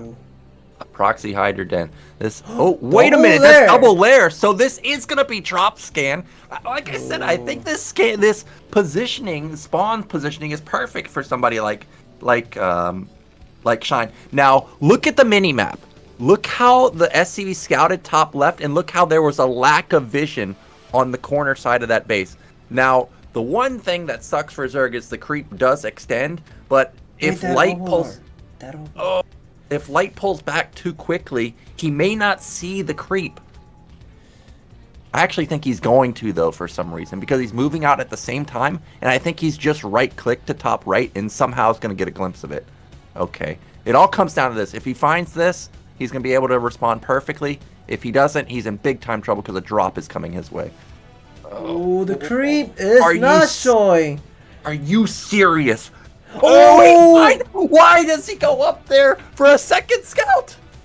Yeah, now Shine, the hidden build is gonna be spotted. We see immediately Light is using all those steam pack all the way to the 1 o'clock side. He just saw that Hydralisk just came out. He knows it's his time to pick up those Hydralisks before it start morphing to the Lurker Egg at the ramp side. And I don't think Lurker Egg is ready yet. One of the Hydralisks will get picked up. Second one as well. I think Shine is in trouble here. Why would you ever scout again a second time? Perfect read somehow from Light. He finds the Hydroden. He also scanned the main, so he knows that this is a second lair. So he knows it can only be dropped. Well, now I wonder what Shine's going to do now. Okay, yeah. I thought he was going to try and transition out of this. He's going to start going into Hive Tech now. But this is 2 base Zerg versus 2 base Terran, who I'm sure is already teching. I don't know how he can ever transition out of this opener. Yeah, Light knows he's somewhat ahead in this game because if we look at those factory timing, he just scanned once again. He knows he denied that Lurker morphing at the 1 o'clock side. We can get to see. Oh, Shine is now morphing Lurker's egg at the natural, so we know Shine's Lurker upgrade has not completed. I think this is a big trouble. Like if those M&M ball like start moving out and figuring out that Lurker egg is not starting yet, he might gonna go for the bust, but I guess Light will play carefully here. Well, Light, knowing who he's playing against, he's out on the map looking for more bases. He left units at top right in case there was a drone that somehow did not get taken out and potentially instantly rebuilt it. Meanwhile, back in his main, double starport going down, playing it pretty standard, and we see that Shine is now transitioned into Evolution Chamber and Hive Tech, but his Evolution Chamber upgrade is going to be extremely delayed compared to Terran's. We saw also double macro hatch in his main. Yeah, I think Shine is in a trouble here. Light is just pretty much bringing all of his M&M ball to the natural, and I think +1 should be kicking in soon. He's gonna be moving in with the 4-matic with the Mass Marine. Only 3 Sunkens against nothing. This is completely nothing. I don't think Shine can hold this. This is way too powerful. Yeah, GG. Interesting build from Shine, but versus someone like Light, you know that he knows there's a third hatch somewhere. I don't know why he went to top right and double scouted. Top left he didn't double scout. Like he didn't check top left and then check the corner. So unlucky for Shine right there. But that's gonna make Light our winner of this group. So that's gonna at least get 4 Terrans into the round of 16 and bring a little bit better racial balance among the players. Yeah, I think Shine. I guess although the mind game with the bag of builds right there he was showing. Maybe he should not be using those bag of builds and try to show some more like a classic standard playstyle and show how strong he is with the macro style as well. But I guess we'll be moving into the interview here. ASL Season12 24강 F조 경기에 함께하고 계십니다. 오늘의 첫 번째 16강 We are right now watching ASL Season12 round of 24 Group F. First player will be advancing into round of 16. That will be Light. Light, you once again made it into round of 16 again. 이렇게 1티어의 자존심을 지켜내신 소감부터 You have been showing all those great games and great performance. 장윤철 선수의 Today's game. 너무 기분이 좋고요. 아, 그렇죠. And how do you feel about today's game? 이영환 선수가 좀 저를 Light says 잘 파악을 못했던 게 he's happy that he is. ASL에서만 몰래 He's 검거를 happy. 굉장히 많이 당했어요. He's happy because he broke that Snow's jinx where he always does on his YouTube contents. Like who's gonna be advancing to the round of 16, but every time when Snow was making the prediction on the YouTube video, those players 쉬웠나요? 사실 who's kind of like high chance to move into the round of 16, but they all got knocked out. But Light broke it, so he's 그 happy with it. 자리까지 어느 정도 좀 예상을 하셨을까요? 예상은 안 했는데 the caster is asking 본진에 about 봤는데 해처리가 없어서 how did you find out the proxy third hatchery? 제 본진 옆에 지었거나 아니면은 자기 본진 옆이나 아니면 스타팅 쪽에 지을 거라 생각을 해서 So Light is saying 차적으로 찾아봤는데 딱 거기 있더라고요. he scouted most of the plays, and whenever you're going for the outside third hatchery, either it has to be taking an expansion or put down that third hatchery right next to his base, or even hide it as much as the third can. So that's why he was able to find out the proxy 얘기가 hatchery. 많았었는데요. 사실 이제 저도 그 탱크 러시가 막혔을 때 이거 졌다 이 생각을 했었는데 다행히 So 뒤에 the caster asks, 이제 how did you make the 질럿하고 comeback 샤키 in 한번 game 왔을 number 때 1? 그 전투를 이겨가지고 And how did you feel about game number 1? The Light is saying he thought he was gonna lose the game because the moment where he was moving out with the 6 Marine, 3 tanks with a couple of vulture, the moment where he lost all those 3 tanks, he knew he's gonna lose this game. But when he was moving around with his couple of vultures and see how Ruin is reacting to Light's vulture, 캐리어는 사실 he figured out Ruin 제가 무서운 상황이 아니었고 wasn't catching his vulture really well. So 초반 상황이 중요했다고 things were working well for Light, 제가 and 생각했던 상황이 아니고 Ruin was also made a mistake where he was diving into his Seas tank with a double shuttle there. 걱정이 없었습니다. 네. 이제 ASL 시즌 12에서 네 번째 How about the other players and Light said 16강에서 이제 he didn't have much of a 들어가는 조지명 trouble 씨를 진행을 하실 playing 텐데 against. He doesn't feel like 어떤 he's not gonna have much of a trouble playing against other players. 사실 조지명식은 안 했지만 뭔가 조가 이미 짜여져 있는 느낌이 들거든요.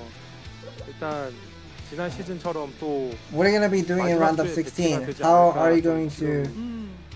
Or which group do you want to be going into? And Light is saying he can pretty much predict how the round of 16 group is gonna be. 예측의 저주도 뚫어내셨고 how 이제 it's gonna 이번 be 시즌 정말 designed 날아오를 or how it's gonna 일만 be 남으신 made. 것 같습니다. 팬들에게도 한 말씀 해주시죠.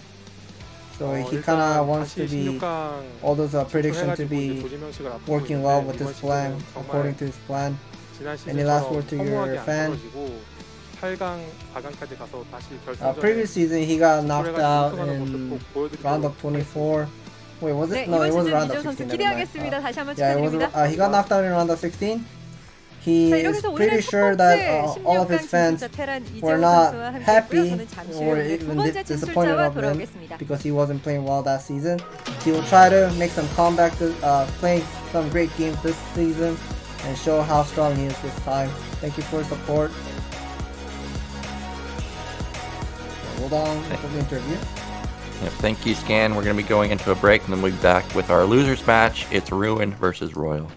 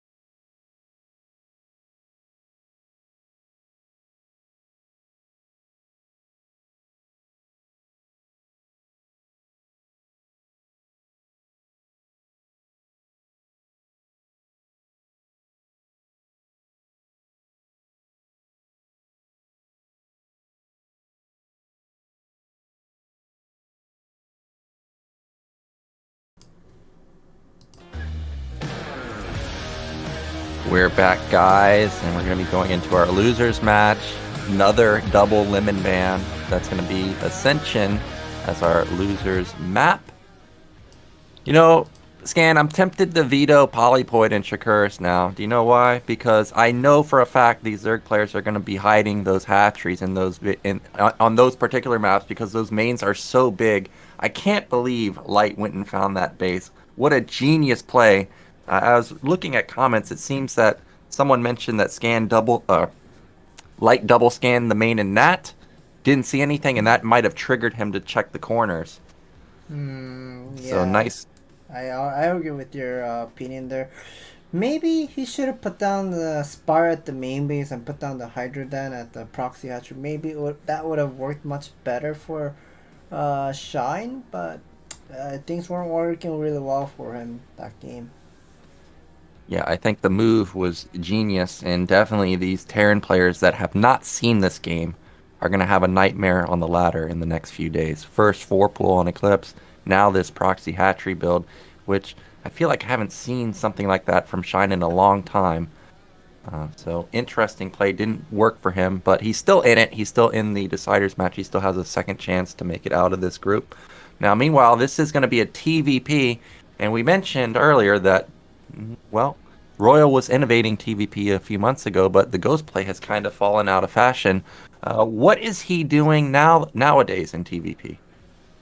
Royal, I think he kind of likes to try out all those different playstyle where you can go with the Vulture drop or even go for the fast armory build, or He even tries to go for the Spider Mine into 3cc build where a lot of people did in the past. Do you remember that build? The mine into 3cc? Yeah, I did that versus 12 Nexus quite often. It's super greedy. He does that versus even things that aren't 12 Nexus? Yeah, he also does it even if Protoss is not doing the 12 Nexus. And he's the type of player who will... It's hard to predict. Like, Royal can do all those different builds. He's not like a one-trick pony Terran player.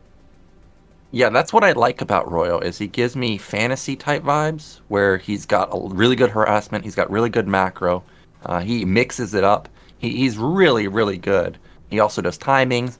I really do like Royal's play quite a bit. Now the Ghost thing I was not a big fan, but everything else I do love players that can drop in macro. That's a sign of a really good Terran player. So we'll see what he pulls out. It's going to be Ruin versus Royal on our Deciders match on Ascension.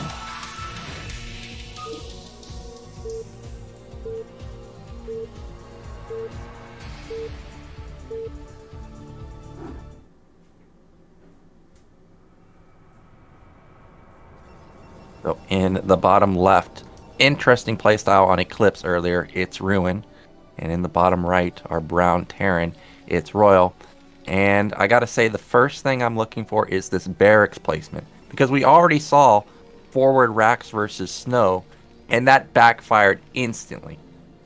Yes, and I'm pretty sure Ruin also watched all those Avad and ASL stage games where a couple of Terran players were not doing standard ones and doing proxy build, and Ruin is probably also aware of it. I wonder how Ruin is going to be doing in this game number 4 of the losers match.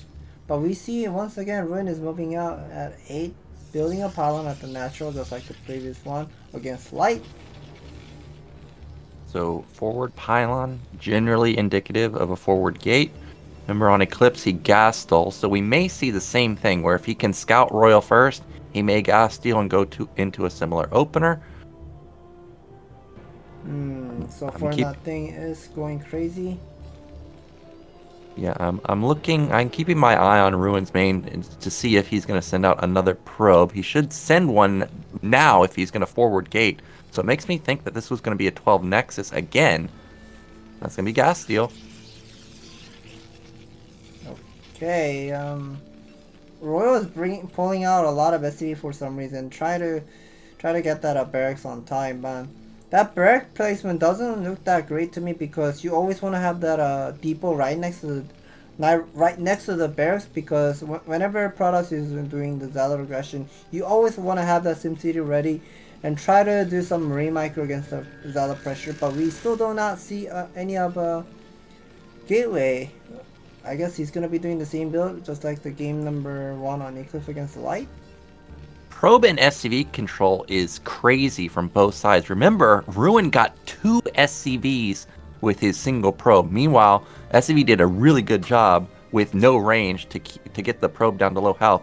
Now, that depot, man, Royal's playing with fire. First off, his racks was slow, and then he doesn't even put the depot for that SimCity as you mentioned. So this is a very interesting depot placement. I think he's very lucky that this was not a forward gate, and that is another forge at the natural.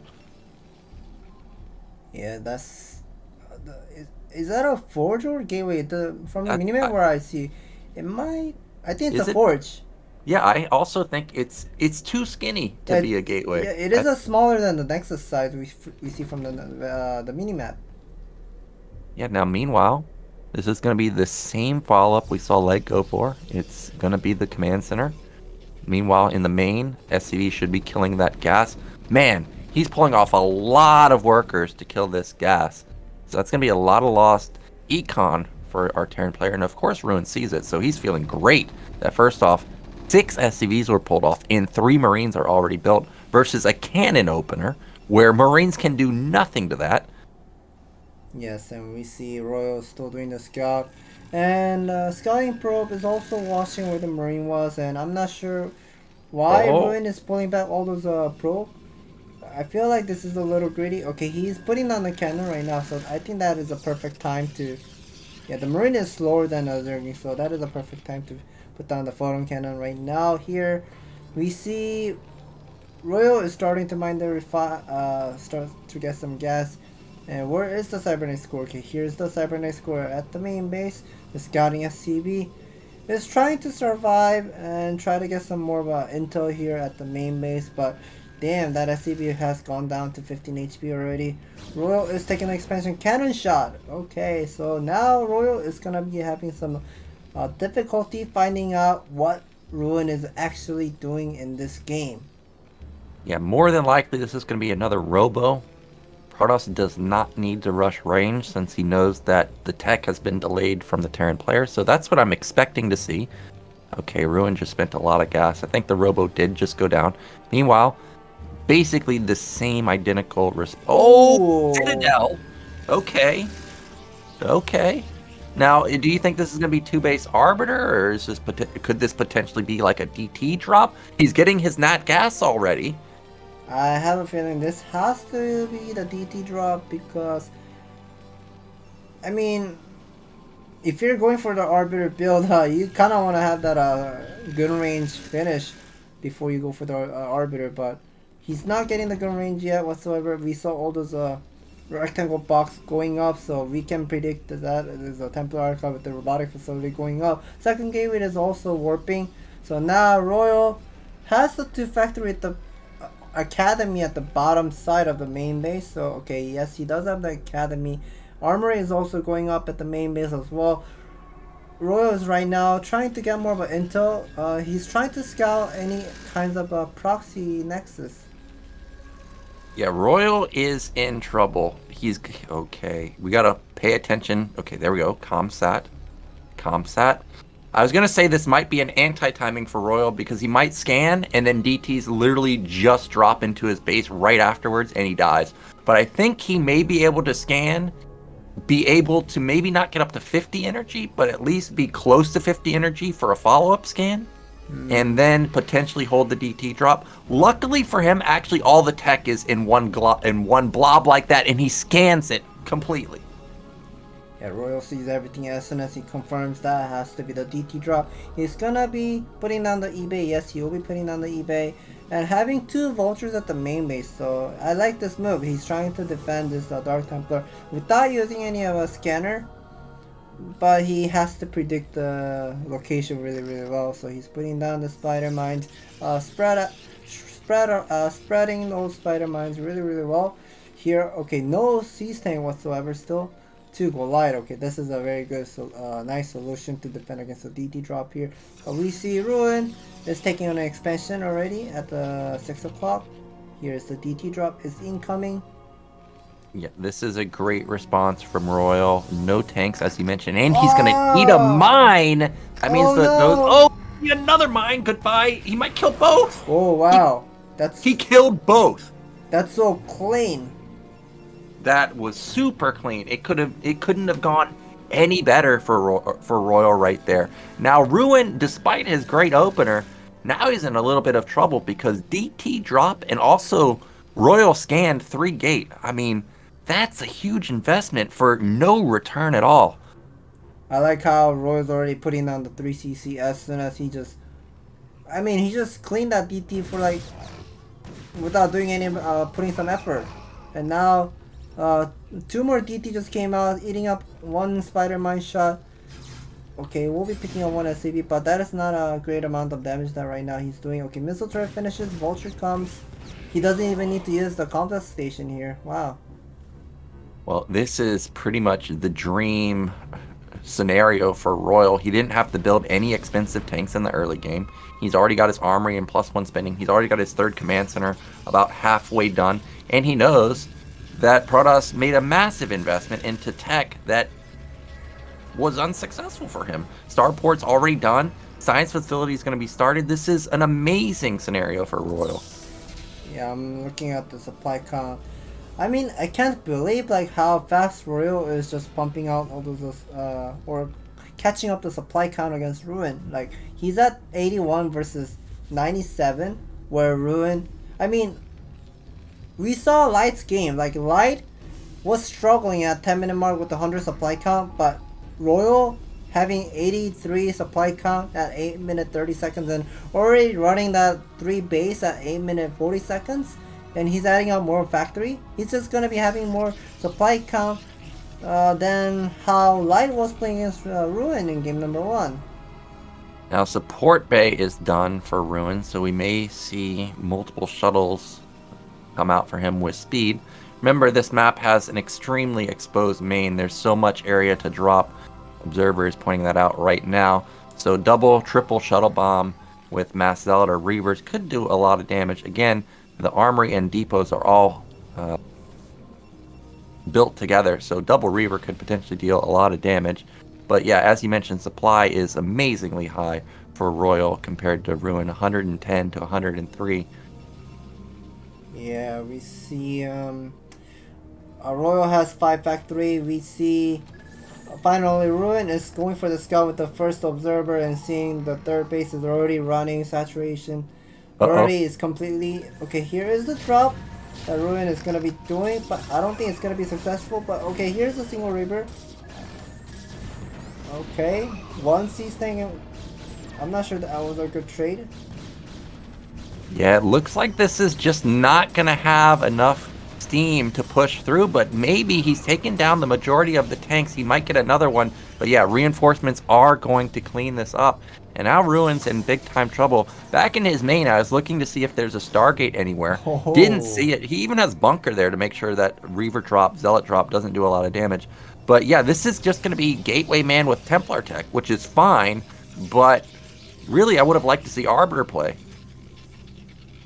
I honestly don't know, man, right now, because I mean, how is Ruin gonna be like try to make the supply gap, supply differences against Royal right now, because Royal has been running that third expansion more than a 2 minute right now, and now once those bases are completely saturated, I think it is already done saturating the base, so we can see Royal is just pretty much adding up all those factory count. Once Royal have those factory count ready to do some of the macro, it's just gonna be unstoppable in my opinion. Well, this has to be a Templar drop. It's gotta be. If it's not, okay, it's a Reaver drop. That's also fine. He needs to take down these turrets. But that bunker was nicely placed. You can see that it pushed the Reaver back. Reaver already lost all of its shields, but no tanks here. Ooh, Goliath from downtown, a Steph Curry shot. Reaver is going to fall, and these drops are just not working. And Ruin, he's taking a 5th base, but I feel like he needs actual units, man. Like 5 bases is fine, but maybe it's just too much right now because Royal's about to push out like in a minute and a half. Yeah, that vulture, we saw Royal was microing the vulture at the 12 o'clock side. That means he knows Ruin was taking that base. Observer was showing the double armory. We saw second armory was not spinning at the natural. We saw the Stargate is going up for Ruin. Once again showing the second armory. Second armory is not spinning. Okay, now it was spinning. Okay, the +2 is done for Royal. As you mentioned, how does Royal close the supply gap? Haven't seen a single Templar. Okay, that's a lot of shuttles that just moved out. This might be a way as he wants to draw all the attention back into the main of Royal. You know, Royal wants to push out with +2. Is he going to commit? He's a little bit worried about going in because he knows there's a turret and bunker set up. Nice unloading a lot of Zealot with a single High Templar. Oh, SCVs are where's the storm? Maybe. Does he not have it? I'm also looking carefully at Ruin's face. I think Ruin forgot about the storm upgrade. Oh no! Look at how clumped those SCVs are, man! That could have been a free 10, 12 SCV kill. Now he takes down the armory just barely. We don't know if that was +3 or +1 armor or whatever it was. But Royal already has +2. So if he was looking to deny +2, that did not happen. Yeah, that is a big time trouble for Ruin, wasting the supply count. I don't know how Ruin is gonna be making this comeback here because we see. I mean, he got nothing else besides a pure gun and the Zealot. and a couple of shuttle, but no arbiter still. We see Royal slowly taking that 4th expansion. Plus, the supply gap is... the supply gap is just the same. Yeah, there is no gap. I mean, Royal's killing it in the macro. Ruin, he's gonna try and attack. This is not the move. No, no, no. Do not attack into this, man. They're tanks on the high ground with +2. I haven't seen a single tank die. Vessel's the only expensive unit that died so far. Just Vultures really have died. And Ruin sacks a lot of his supply to get into a position that cannot deny this command center. This is gonna complete. Wow. Like, his supply dipped 40 or 50. And meanwhile, Royals only dipped like 10. I like I said in the beginning of the game, the game starts, like I was saying, I was helping Ruin for his practice games like yesterday and even today, right before the ESL start. But I'm just shocked how strong Royal is. Like, I was struggling to play against Ruin, like difficulty, like how well Ruin was playing, and also his macro was insane. But Royal is just another level here, what I'm saying. Yeah, he just dodged like 4 storms. Like, even in the main, he did dodge the storms. And meanwhile, he's dropping at the same time while taking 4 bases, while hitting his upgrades, while basically being maxed. I mean, look at his money. A lot of times when you're doing all this multitask, you're floating like 2k minerals, 2k gas or something. But he's sub 1k on both, and now he just spent all of it. Just absolute perfection from Royal, and this is more than likely going to be the killing blow. Yeah, that is massive amount of siege tank just moving in, and that is a high ground siege tank. Goons should not be fighting against the high ground siege tank here. The goons should be running away from those siege tank. But now a single Dark Templar will do some job there. Okay, 3 vultures still alive there, but how is he gonna be defending his 3rd expansion and the 4th expansion at the bottom side there? Well, Terran's about to get into that killer position where they're on high ground, and not only that, they're overlooking 2 bases. So Rowan's going to go from being on 5 base to 3 base in an instant, and we already know top middle is compromised also, so there's a real scenario where he's just on 2 bases. Arbor's even been spotted. If an EMP goes off, he's not going to have even a single stasis. I just have no word. Like, I don't want to be biased, and I want to like root for Ruin and try to give some hope that Ruin can also make some comeback, but it's just too behind. He's just way too behind to keep up this game right now. Okay, Arbiter got EMP'd. Well, he is super overextended, and all of those tanks are clumped up. Those are fantastic storms. These are the types of trades Ruin needs to get back into the game, and that's not just a 30 supply drop right there. It's 30 supply and mostly tanks, so that was a massive win for Ruin. But despite that, he's still down 15 supply. Luckily, he saved top middle. Like, that Nexus is still up.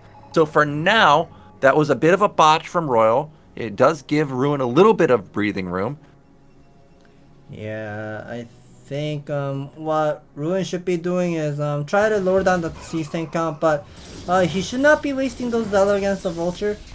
Okay, even guns are... Every single Dragoon right now is so important for Ruin.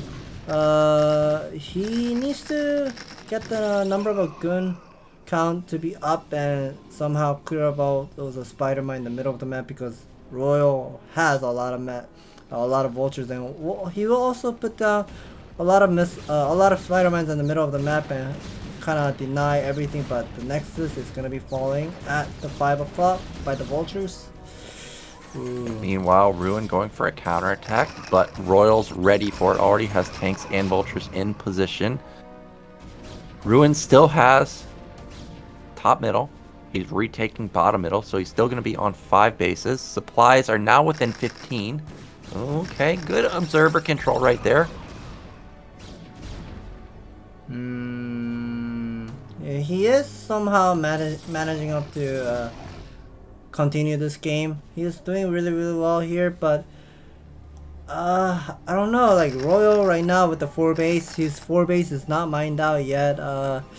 We see the number of a vulture count is still large. We see all those mass vulture. They're just gonna, okay, yeah, with the +3 attack, they're just gonna take down the cannon like easily here. Those cannon will fall.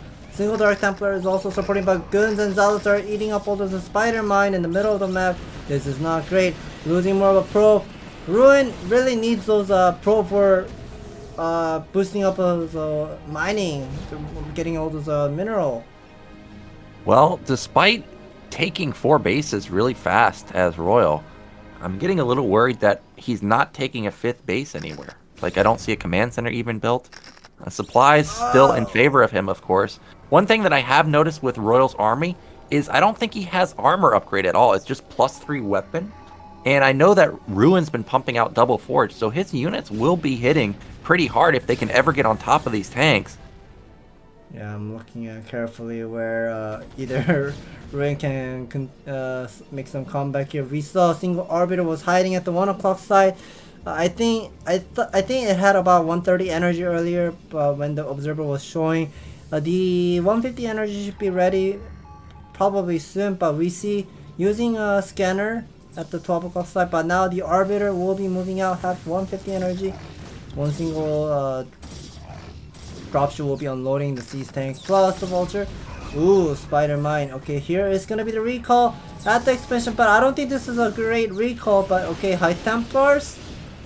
Yeah, good storms on top of those tanks and SCVs. Great EMP also. And this recall I thought originally wasn't going to do much damage, but it's dealing a little bit better than I expected. And it keeps Royal back. That's the main thing. It allows Ruin to start building up his army. He needs to save the shuttle, though. That has both of the Templars in it. Yes, that harassment was nice by Ruin, but I mean, Royal is just constantly pumping all those army. He's about to be getting maxed out. I think that must be the 5th command center at the center at the 12 o'clock side. He's trying to take the 5th base, and maybe he can somehow do something with his army count. Yeah, the question for me is, how many Arbiters does he have? How many Templars does he have? Because that's the key to dealing with mass tank shuttle. We know there's Templars in that. Can't lose it. Oh, it dies. And this push from Royal is just so huge. Yeah, I think Royal is hesitating where he should be attacking. But here is a bunker with the missile turret. A couple of spider mines. Okay, that's a nice recall drop. Well, this is great because Royal was maxed out, so he can't even build units right now to help to defend this. Like, he has to send all of them back, and well, I don't know. Now he's attacking all the bases. Yeah, he's gonna be splitting up his army in half. 2 groups of army will be attacking at the 12 o'clock side. Another 2 groups will be attacking Ruin's 3rd expansion and also the 4th expansion. Probably all those are saved up bank right now. Royal has. He's gonna be using those resources for having more of a reinforcement to clear up those guns at the main base. I think Ruin is in a big trouble because once all those expansions are taken down, Royal is just gonna be ahead of supply count. Yeah, Ruin does lose bottom middle. Bottom right is still up and running. Top middle is still up and running despite losing one of the bases. An EMP goes off on one of the Arbiters that had full energy. So that's a huge loss for Ruin right now. Supplies are still surprisingly close. 153 to just to 139. But the recall got cleaned up. Oh, the storms! He gets one off. And that was a nice storm.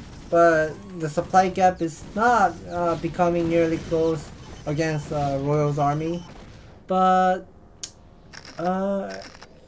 okay, both of the players is somewhat hesitating whether they should be ending the game. But I guess Ruin cannot keep up the game. He will be just surrendering the game. GG. Royal is gonna be winning this game number 4, round of 24 Group F. Yeah, nicely done from Royal there, splitting up his army and killing off all the bases. I think Ruin's build was great. Unfortunately for him, the DT drop didn't work, and that's just an expensive investment. And Royal responded amazingly, taking instantly 3 bases and 4 bases. But that one push that Royal looked like he was going to kill Ruin with allowed Ruin to get back into the game, and I think he came back pretty nicely. Was he actually looking at the camera? Oh, was he? Like later the other day? I'm not sure. It kind of looks like he was looking at the camera. Maybe he was. So this is going to set us up for a Royal versus Shine Deciders match. What are your thoughts going into this? Well, I'm sure we're going into a break momentarily, so maybe just wait on that. But that should be a great match to end on. We already saw Shine pull out a creative build on Revolver a moment ago. So don't go anywhere, guys. We'll be back in just a few minutes.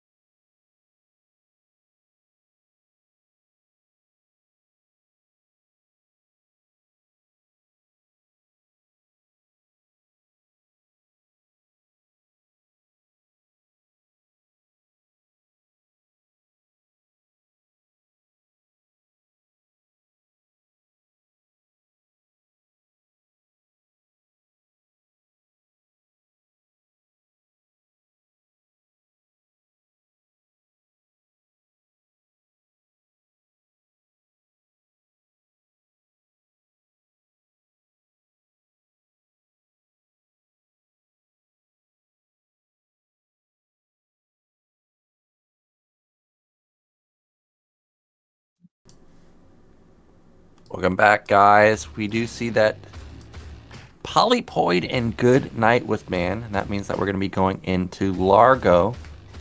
So what are your thoughts on this matchup? We've got a TVZ on Largo. I don't think we've seen a TVZ on this map yet. I don't recall of any of a TVZ on Largo, but we have seen a lot of PVZ or what was it? Term versus products. Yes, we have seen term versus products on Largo, but no TVZ on Largo. But let's see how they're gonna be played and what kind of bags of build Shine is gonna be showing. Yeah, I think this is a good map for Shine. The middle of the map is super open, and you know Shine loves to fight. So I think if we get into a mid-game or late-game scenario, we may see Hydra Lurker from somebody like Shine. So let's see what Shine has planned for this particular matchup. This is going to be the last game of the day, folks. This is also going to be the last person to make it into the round of 16. Is it going to be Shine, or is it going to be Royal? Yeah, I guess players are trying to get ready for this. Okay, they are ready. Here we go. We are moving into game number 5. Final match, Shine versus Royal on Largo.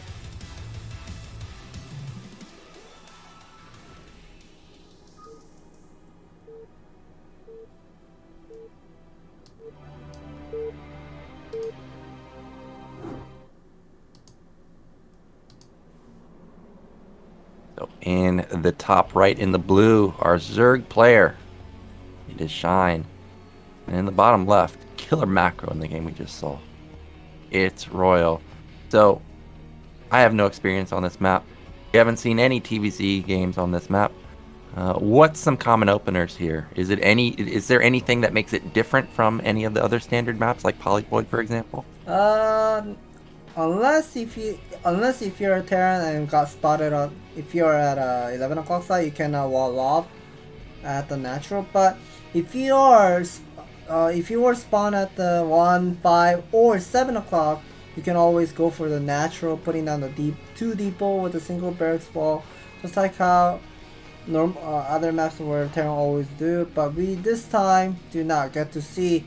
Royal is gonna go for depot at the natural. We'll be putting down the depot at the main base.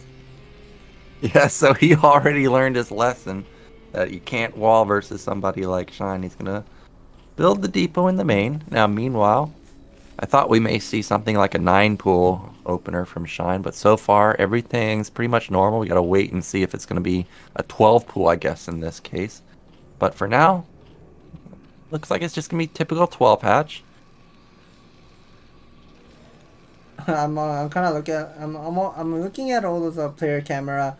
We can see Shine's webcam is kind of shaking a lot. Maybe he's just shaking his table way too hard while he's trying to do this early, I guess, build order optimization where it's not actually going that too much intense. But okay, that looks funny. But we see Royal is gonna go for the classic standard 11 racks into a 12 scout all the way to 11 o'clock side.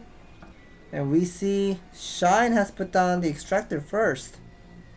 Yeah, that is a super fast extractor also. Now, what does this mean when you get a sub 2-minute extractor? Is he going to go for speed and lair at the same time? Yes. Holy. That extractor's basically done before he puts his pool down. Yeah, so he's going to have that all those saved up Vespine gas to start the lair attack and the metabolic boost, which is called Zergling speed. He's probably gonna go for some kind of aggression in the beginning, I guess, but it's kind of unlucky for him because this has to whenever you're going for the gas first, it has to be either horizontal or vertical matchup, but cross spawn, this build becomes weak. Yeah, a little bit further travel distance if he's going to go for an aggressive Ling attack. Now, we know that Shine has banked up a lot of gas. Royal, of course, I don't know if he's able to figure out that, hey, this guy's got 100 more gas than he should. Lair's going to instantly start there. There it goes. Meanwhile, at the natural, I guess I'm wondering if that's going to be Lings or if that's going to be a drone there. I think Royal is definitely aware of it because he was looking at the spawning pool all the time, like how late the spawning pool is, and he should be able to figure out that it has to be the gas first. We see there's no refinery starting. Yeah, single barracks though, and that must be the third depot building right next to his depot too. So I guess he's just gonna be pumping all those marine with the first one barracks. And okay, that must be the second barracks he's putting down. And I guess he's just gonna be trying his best to stop any kinds of Zergling aggression. Here is second SCV scout going to Shine's main base and already putting down the bunker. Yeah, I think you're right. He knows exactly what's going on. The SCV double scout misses 4 lings that snuck through the top side, but with the bunker up, it shouldn't get any damage done. Back at the natural, I think he actually built drones. I don't think lings got built yet. Drone cycle this time. So Shine is not all-inning with this. Spire's going down, and these lings need to make something happen. Ooh. Okay, he gets 1. That's nice. Maybe 2. 2? Barely? Okay. That was very, very close. But I guess Royal is trying to play safe. He's trying to play really, really safe because he doesn't know whether this is going to be any kind of a Zergling all-in into a Muta follow where, who was it? Hyun did it against Mo in losers match, and you know this is the best of 1. If you will never know whether the Zerg is gonna go for super aggressive playstyle or whatnot, but okay, he confirms. Ooh, gets 2 ling kills for free with those 3 marines. That's great versus someone like Shine. Now I have to say, when they looked, or when we got a check on that academy, the academy is not fast at all. It's like a 410 academy. Versus 2-hatch, a lot of times you see players put down like a 330, 340 academy because they really want to get their stim in range quickly. Ooh. So, lings run by, but it's only 3. Yeah, eBay is going up. We see Royal is cutting all those. He's not going to be putting down the comsat station because he knows that has to be the Spire tech he was confirming with the scouting SCV. He doesn't. You know how late this refiner was? He cannot be investing those Vespin gas for the comsat station. He needs to be saving all those Vespin gas for the range upgrade, plus even also get the +1 attack on time. But now that first Zergling, I mean not the first, one Zergling was buying some time, but okay, this is 6 marine for the counter attack. I don't even think he has stim right now. Royal is, I don't know if he's in trouble, but this is not going according to plan. He lost 4 SCVs to lings. Now he's gonna lose all of these marines. And behind the Shine has a third base. He even saves that Muta. So he lost an Overlord and he pulled his drones. And Terran lost like 6 or 7 marines there. And now Terran's in trouble. I might have to disagree with that opinion because he kind of bought some time with sacrificing all those 6 marine at Shine's base. But also we can see the Shine supply count got blocked. That means he lost that 1 Overlord by the 6 marine, and that means, like, remember, like, if you wanna one-shot the SCV, he gotta have at least 7. But we see he doesn't have. Okay, he does have 2 more Muta coming, so okay, you will have that magic number. Oh, I hate this particular scenario. Is I built my academy in the wrong spot, and it's isolated now, and then I feel obligated to defend it, and there's not really close turrets. The Muta control is great. He's picked off 3 marines, 4 marines maybe, but he lost 2 Mutalisks. Yeah, that Muta micro is looking great for Shine right now, but the academy, the range upgrade is not done. I think Royal is somewhat desperate to try to finish that range upgrade. I think, okay, yeah, there is a scouting SCP at 5 o'clock, so Royal should be figuring out, there must be that 3rd hatchery somewhere. Now remember, Terran lost 4 SCVs, and now he just lost 3 or 4 more repairing that academy. So his econ is really... He's got a lot of SCVs at the natural, actually. He needs to transfer some back to the main to kind of even it out. But supplies are in favor of the Zerg right now. Yeah, I'm looking at carefully of those small rectangle box of Shine's build.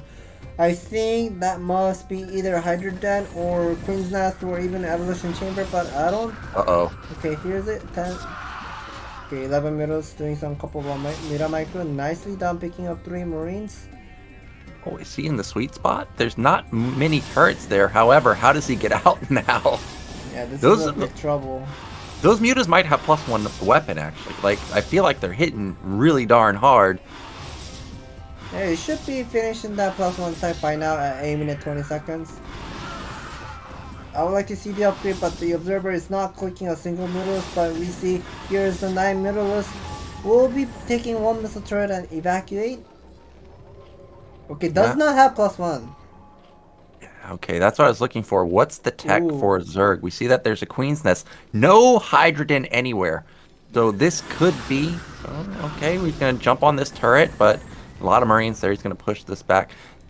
What do you think Shine's transitioning into? Is this Guardians? What is this?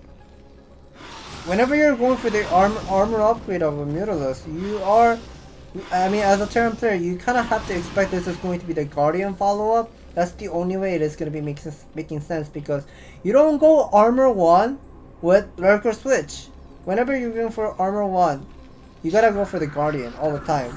That's the only way how the build order kind of makes sense over here. Royal probably clicked on Shine's Mutalisk upgrade, and if he is, I think he probably clicked it and he knows that has to be the Guardian follow-up. So now, okay, that bunker, single bunker is supporting really, really well, and he also confirms what kind of tech Shine right now has. Only Queen's Nest. Right, turrets are falling left and right. Shine's microing this amazingly. These Marines, okay, maybe there's too many to actually pick off all the turrets, but nice control by Shine. To control 2 groups like that is great. Now, a lot of those mutas are dangerously low, so he's got to be careful. Now, I noticed that, yeah, he has the armory, and that means he's probably going to be going into Valkyries. What do you think about this if he's facing Guardians? I don't know, because, I mean, his hype tech is really, really late. Like, if you're going for the Guardian build, you gotta start morphing the Guardian at 10 minutes. But the Greater Spire is not even done at 10 minutes, 20 seconds, and he's just pretty much giving all those time for Royal to... I mean, he's just giving way too much of time. He's gonna have that one Valkyrie out before the Guardians start morphing. We don't see any Guardian yet. We also don't see Hydrogen at all, so it's not even Hydra Guardian combo. It's just pure Guardians, maybe? Shine's actually gas-starved right now, too. Well, not gas-starved, but he only has 400 gas. And we know the Greater Spire is going to be completing pretty soon. Oh, the Valkyrie? Well, Valkyries don't deal much damage to +1 armor Mutalisk, so even though they took a shot there, didn't lose much health. Yeah, I guess, he's trying to pick up that single Valkyrie, but it's not going to be working well. We see... the Greater Spire is not done yet. We see those Mutalisks just hanging around at the center of the map, trying to buy some time, and he's getting a lot of Zerglings, so we can expect that this is not going to be the Guardian Hydra, but Guardian with the cracked wings. Ooh, nice Valkyrie micro.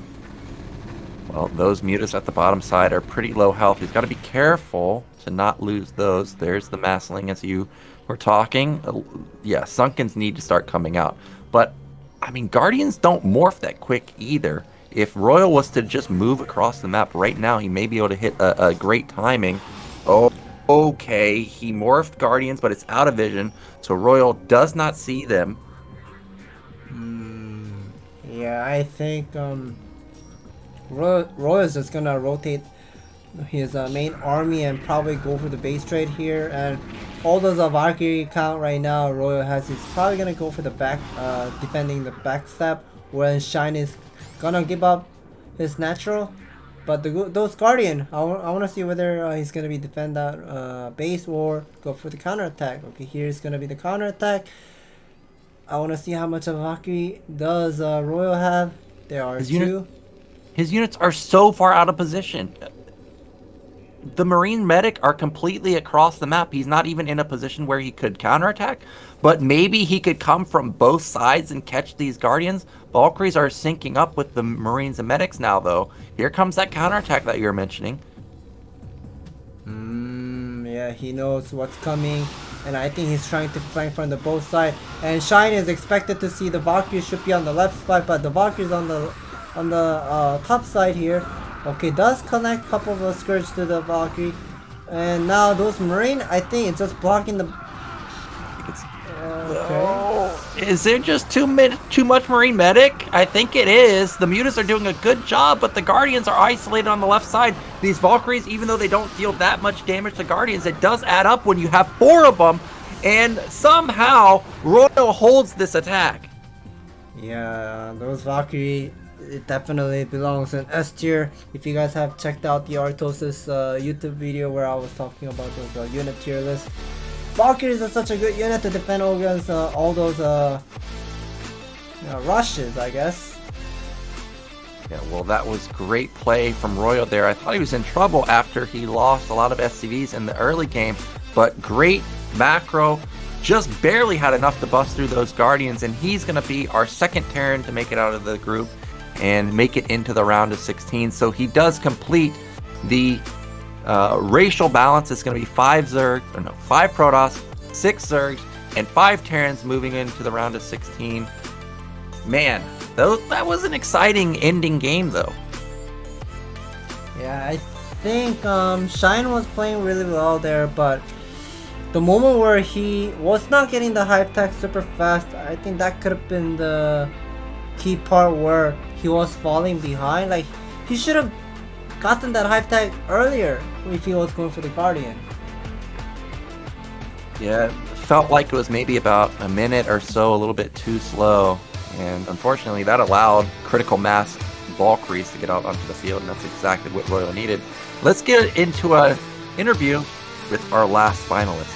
ASL Season12 24강 F조 We are 경기 모두 finally done 만나보셨습니다. with 이렇게 ASL 이번 Season 12 12 round of 16강 24 group 모두 F. 정해졌는데요. Finally 마지막 have those 16강 race 진출자 테란 distribution, and 김지성 also 선수 gonna be meeting 만나보겠습니다. up the second 축하드립니다. player who's gonna be advancing into round of 16 두 번은 당하지 in this group 않았습니다. F. 결국 이영환 Royal, 선수 복수를 congratulations. 성공하면서 마지막 And you 16강 didn't lose to 진출자가 shine. 되셨는데요. 소감 먼저 여쭤볼까요? You didn't lose to shine in the 근데 second 진짜 game. You 영환이 revenged 솔직히 him 그냥 in the 운영할 줄 final 알았거든요, match. 처음에. 근데 다들 오늘 So 생각을 하고 Royal is 있었는데 saying about his first game. 어느 He 정도 was kinda 했었는데도 expected 강하니까 좀 Shine 나더라고요. 그래가지고 was gonna play for the like a macro style, but he also knew he might have some 그래도 chance 초반에는 to 그 go 자드론의 for 저글링 four 러시를 좀 pull, 막아내는 but 듯한 he was a 느낌이 little 있었거든요. panicking 그렇게 하면 that 막을 he 수 was not 있겠다라는 defending 생각도 well 좀 against the 드셨을 것 four pull 같은데 here. 저도 처음에 그냥 저글링 보자마자 이거 이겼다 이 생각해가지고 Okay, so he's right now saying he was saying he thinks he was letting the guard down when as soon as he saw the Zergling, he thought he was gonna win the game easily because he was expecting the 4-4 rush, but he wasn't reacting really well there and mismicroing against the 4-4 rush, so he was getting angry at himself. 제가 요새 토스전이 좀 자신 있는데 It was very impressive how well you were playing against Protoss against Ruin. 별로 그냥 뭐좀 길게 How 가긴 did 했지만 you- 큰 어려움은 없었던 것 같아요. How did you 이영환 play? 선수와의 What made you 최종전에서 play 승리를 so well 거두고 here? 이렇게 And ASL he was 시즌 saying, 12의 마지막 16강 Royal 진출자가 saying 되셨습니다. he 지난 시즌에 played 이어서 a 다시 lot of 한번 online 16강에서 spot 경기를 matches 펼칠 수 against 있게 a lot of 되셨어요. Protosses. 이번에는 더 높은 And things 곳까지 were 가고 really 싶은 working well 좀 and 열망이 with the 있으실 것 knowledges 같거든요. and 그쵸 아무래도 mechanically as well. 다들 And he just had all those basic things, 처음에 그 basic skills all combined together pretty much helped him to play well in this 의미가 없더라고요. 결국 대회에서 잘해야 되더라고요. losers match against Ruin. 이번에는 꼭 16강보다 더 높은 곳까지 꼭 올라가고 싶네요. 김지성 선수가 Royal 5번째 said, 테란 선수로서 16강에 he 올라가면서 wants 일단 to- 16강 명단은 황금 밸런스가 좀 만들어진 것 같아요. He wants to 어떤 advance 선수를 farther 좀 than 만나서 round of 어떤 조에 16. 들어가야 He 김지성 usually 선수의 gets 커리어 knocked 하이를 out in 노려볼 round 수 of 있을까요? 16 all the time, even in a previous 솔직히 season. But this time he wants to 16강에 break that 다 his 잘하는 것 limit. 같아가지고 그냥 제 컨디션을 달리지 않았을까 싶네요. 그래도 이제 the 토스전에 좀 caster 자신이 was 있다고 asking 하셔서 about- 변현재 선수의 조에 들어간다면 about the group 좀 어느 정도 nomination. 김지성 선수가 You wanna be 자신이 in a 있을까라는 Protoss, 생각도 드네요. Protoss 개인적으로 group, 현재형한테 저번에 You wanna play against Mini? 그래가지고 and 하고 싶긴 한데 Royal 현재형이 더 says 좋을 것 같아요. he feels confident to play against Protoss. 과연 또 내일 펼쳐질 And he 조지명 has 측에서 lost 김지성 to 선수가 어떤 조에 Mini 속하게 before, 될지 굉장히 round of 기대됩니다. 16. 팬들도 I think 기대하실 that 것 was two 같거든요. seasons 팬들에게도 한 ago. 말씀 전해주시죠. And he kind of wants to revenge. 저 1경기에서 지는 거 보고 좀 불안해하셨을 것 같은데. Any last word to your 그래도 fans 저는 오늘 or 꼭 people out 절대 there? 안 떨어진다는 마인드가 And- 끝까지 좀 집중해서 했고요. 좀 아쉬운 Royal 경기로 saying 마지막 판도 솔직히 좀 마음에 안 들긴 했거든요. he probably thinks 짜자는 실수 fans 많았던 것 같아가지고 were disappointed when he was not defending against the 4-pull well there in game number 1 against Shine. 연습을 이영웅 선수랑 유수철 선수, 박상현 선수 이렇게 세 명이랑 했는데 런들한테 So he was saying he wants to say thanks 김지성 to 선수 이번 시즌 또 YSC hero, 있을지 기대하도록 and I 하겠습니다. think he 16강 also said 진출 one more 다시 word, 한번 but 축하드립니다. I couldn't hear it well. He was just pretty much saying thank you to 자, 이렇게 해서 이번 those 시즌 마지막 16강 practice 진출자 partners. 김지성 선수와 함께 이야기 And 나눠봤습니다. thank you for 오늘의 the 경기 fans who 결과 확인해 are 보시죠. supporting him. Thank you for rooting me. So, congratulations to Roy once again. Thank you for the interview.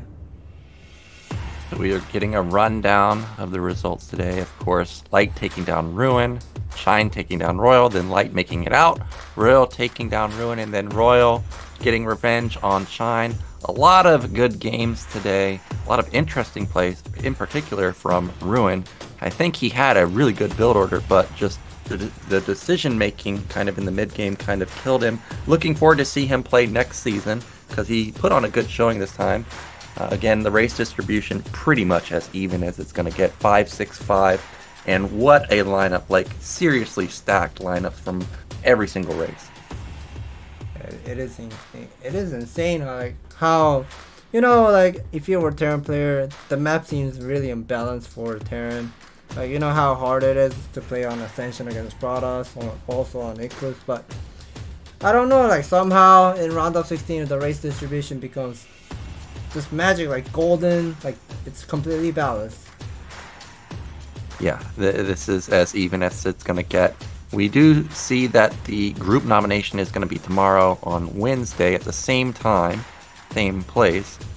So that should be interesting to see which players get put into which group. Sound like Royal wanted to play versus Protoss, so I actually hope he does get put in Mini's group because Mini has been revolutionizing not just the PvZ that we saw last season, but also the shuttle bombing, the more harassment, more aggressive type of play in PvT.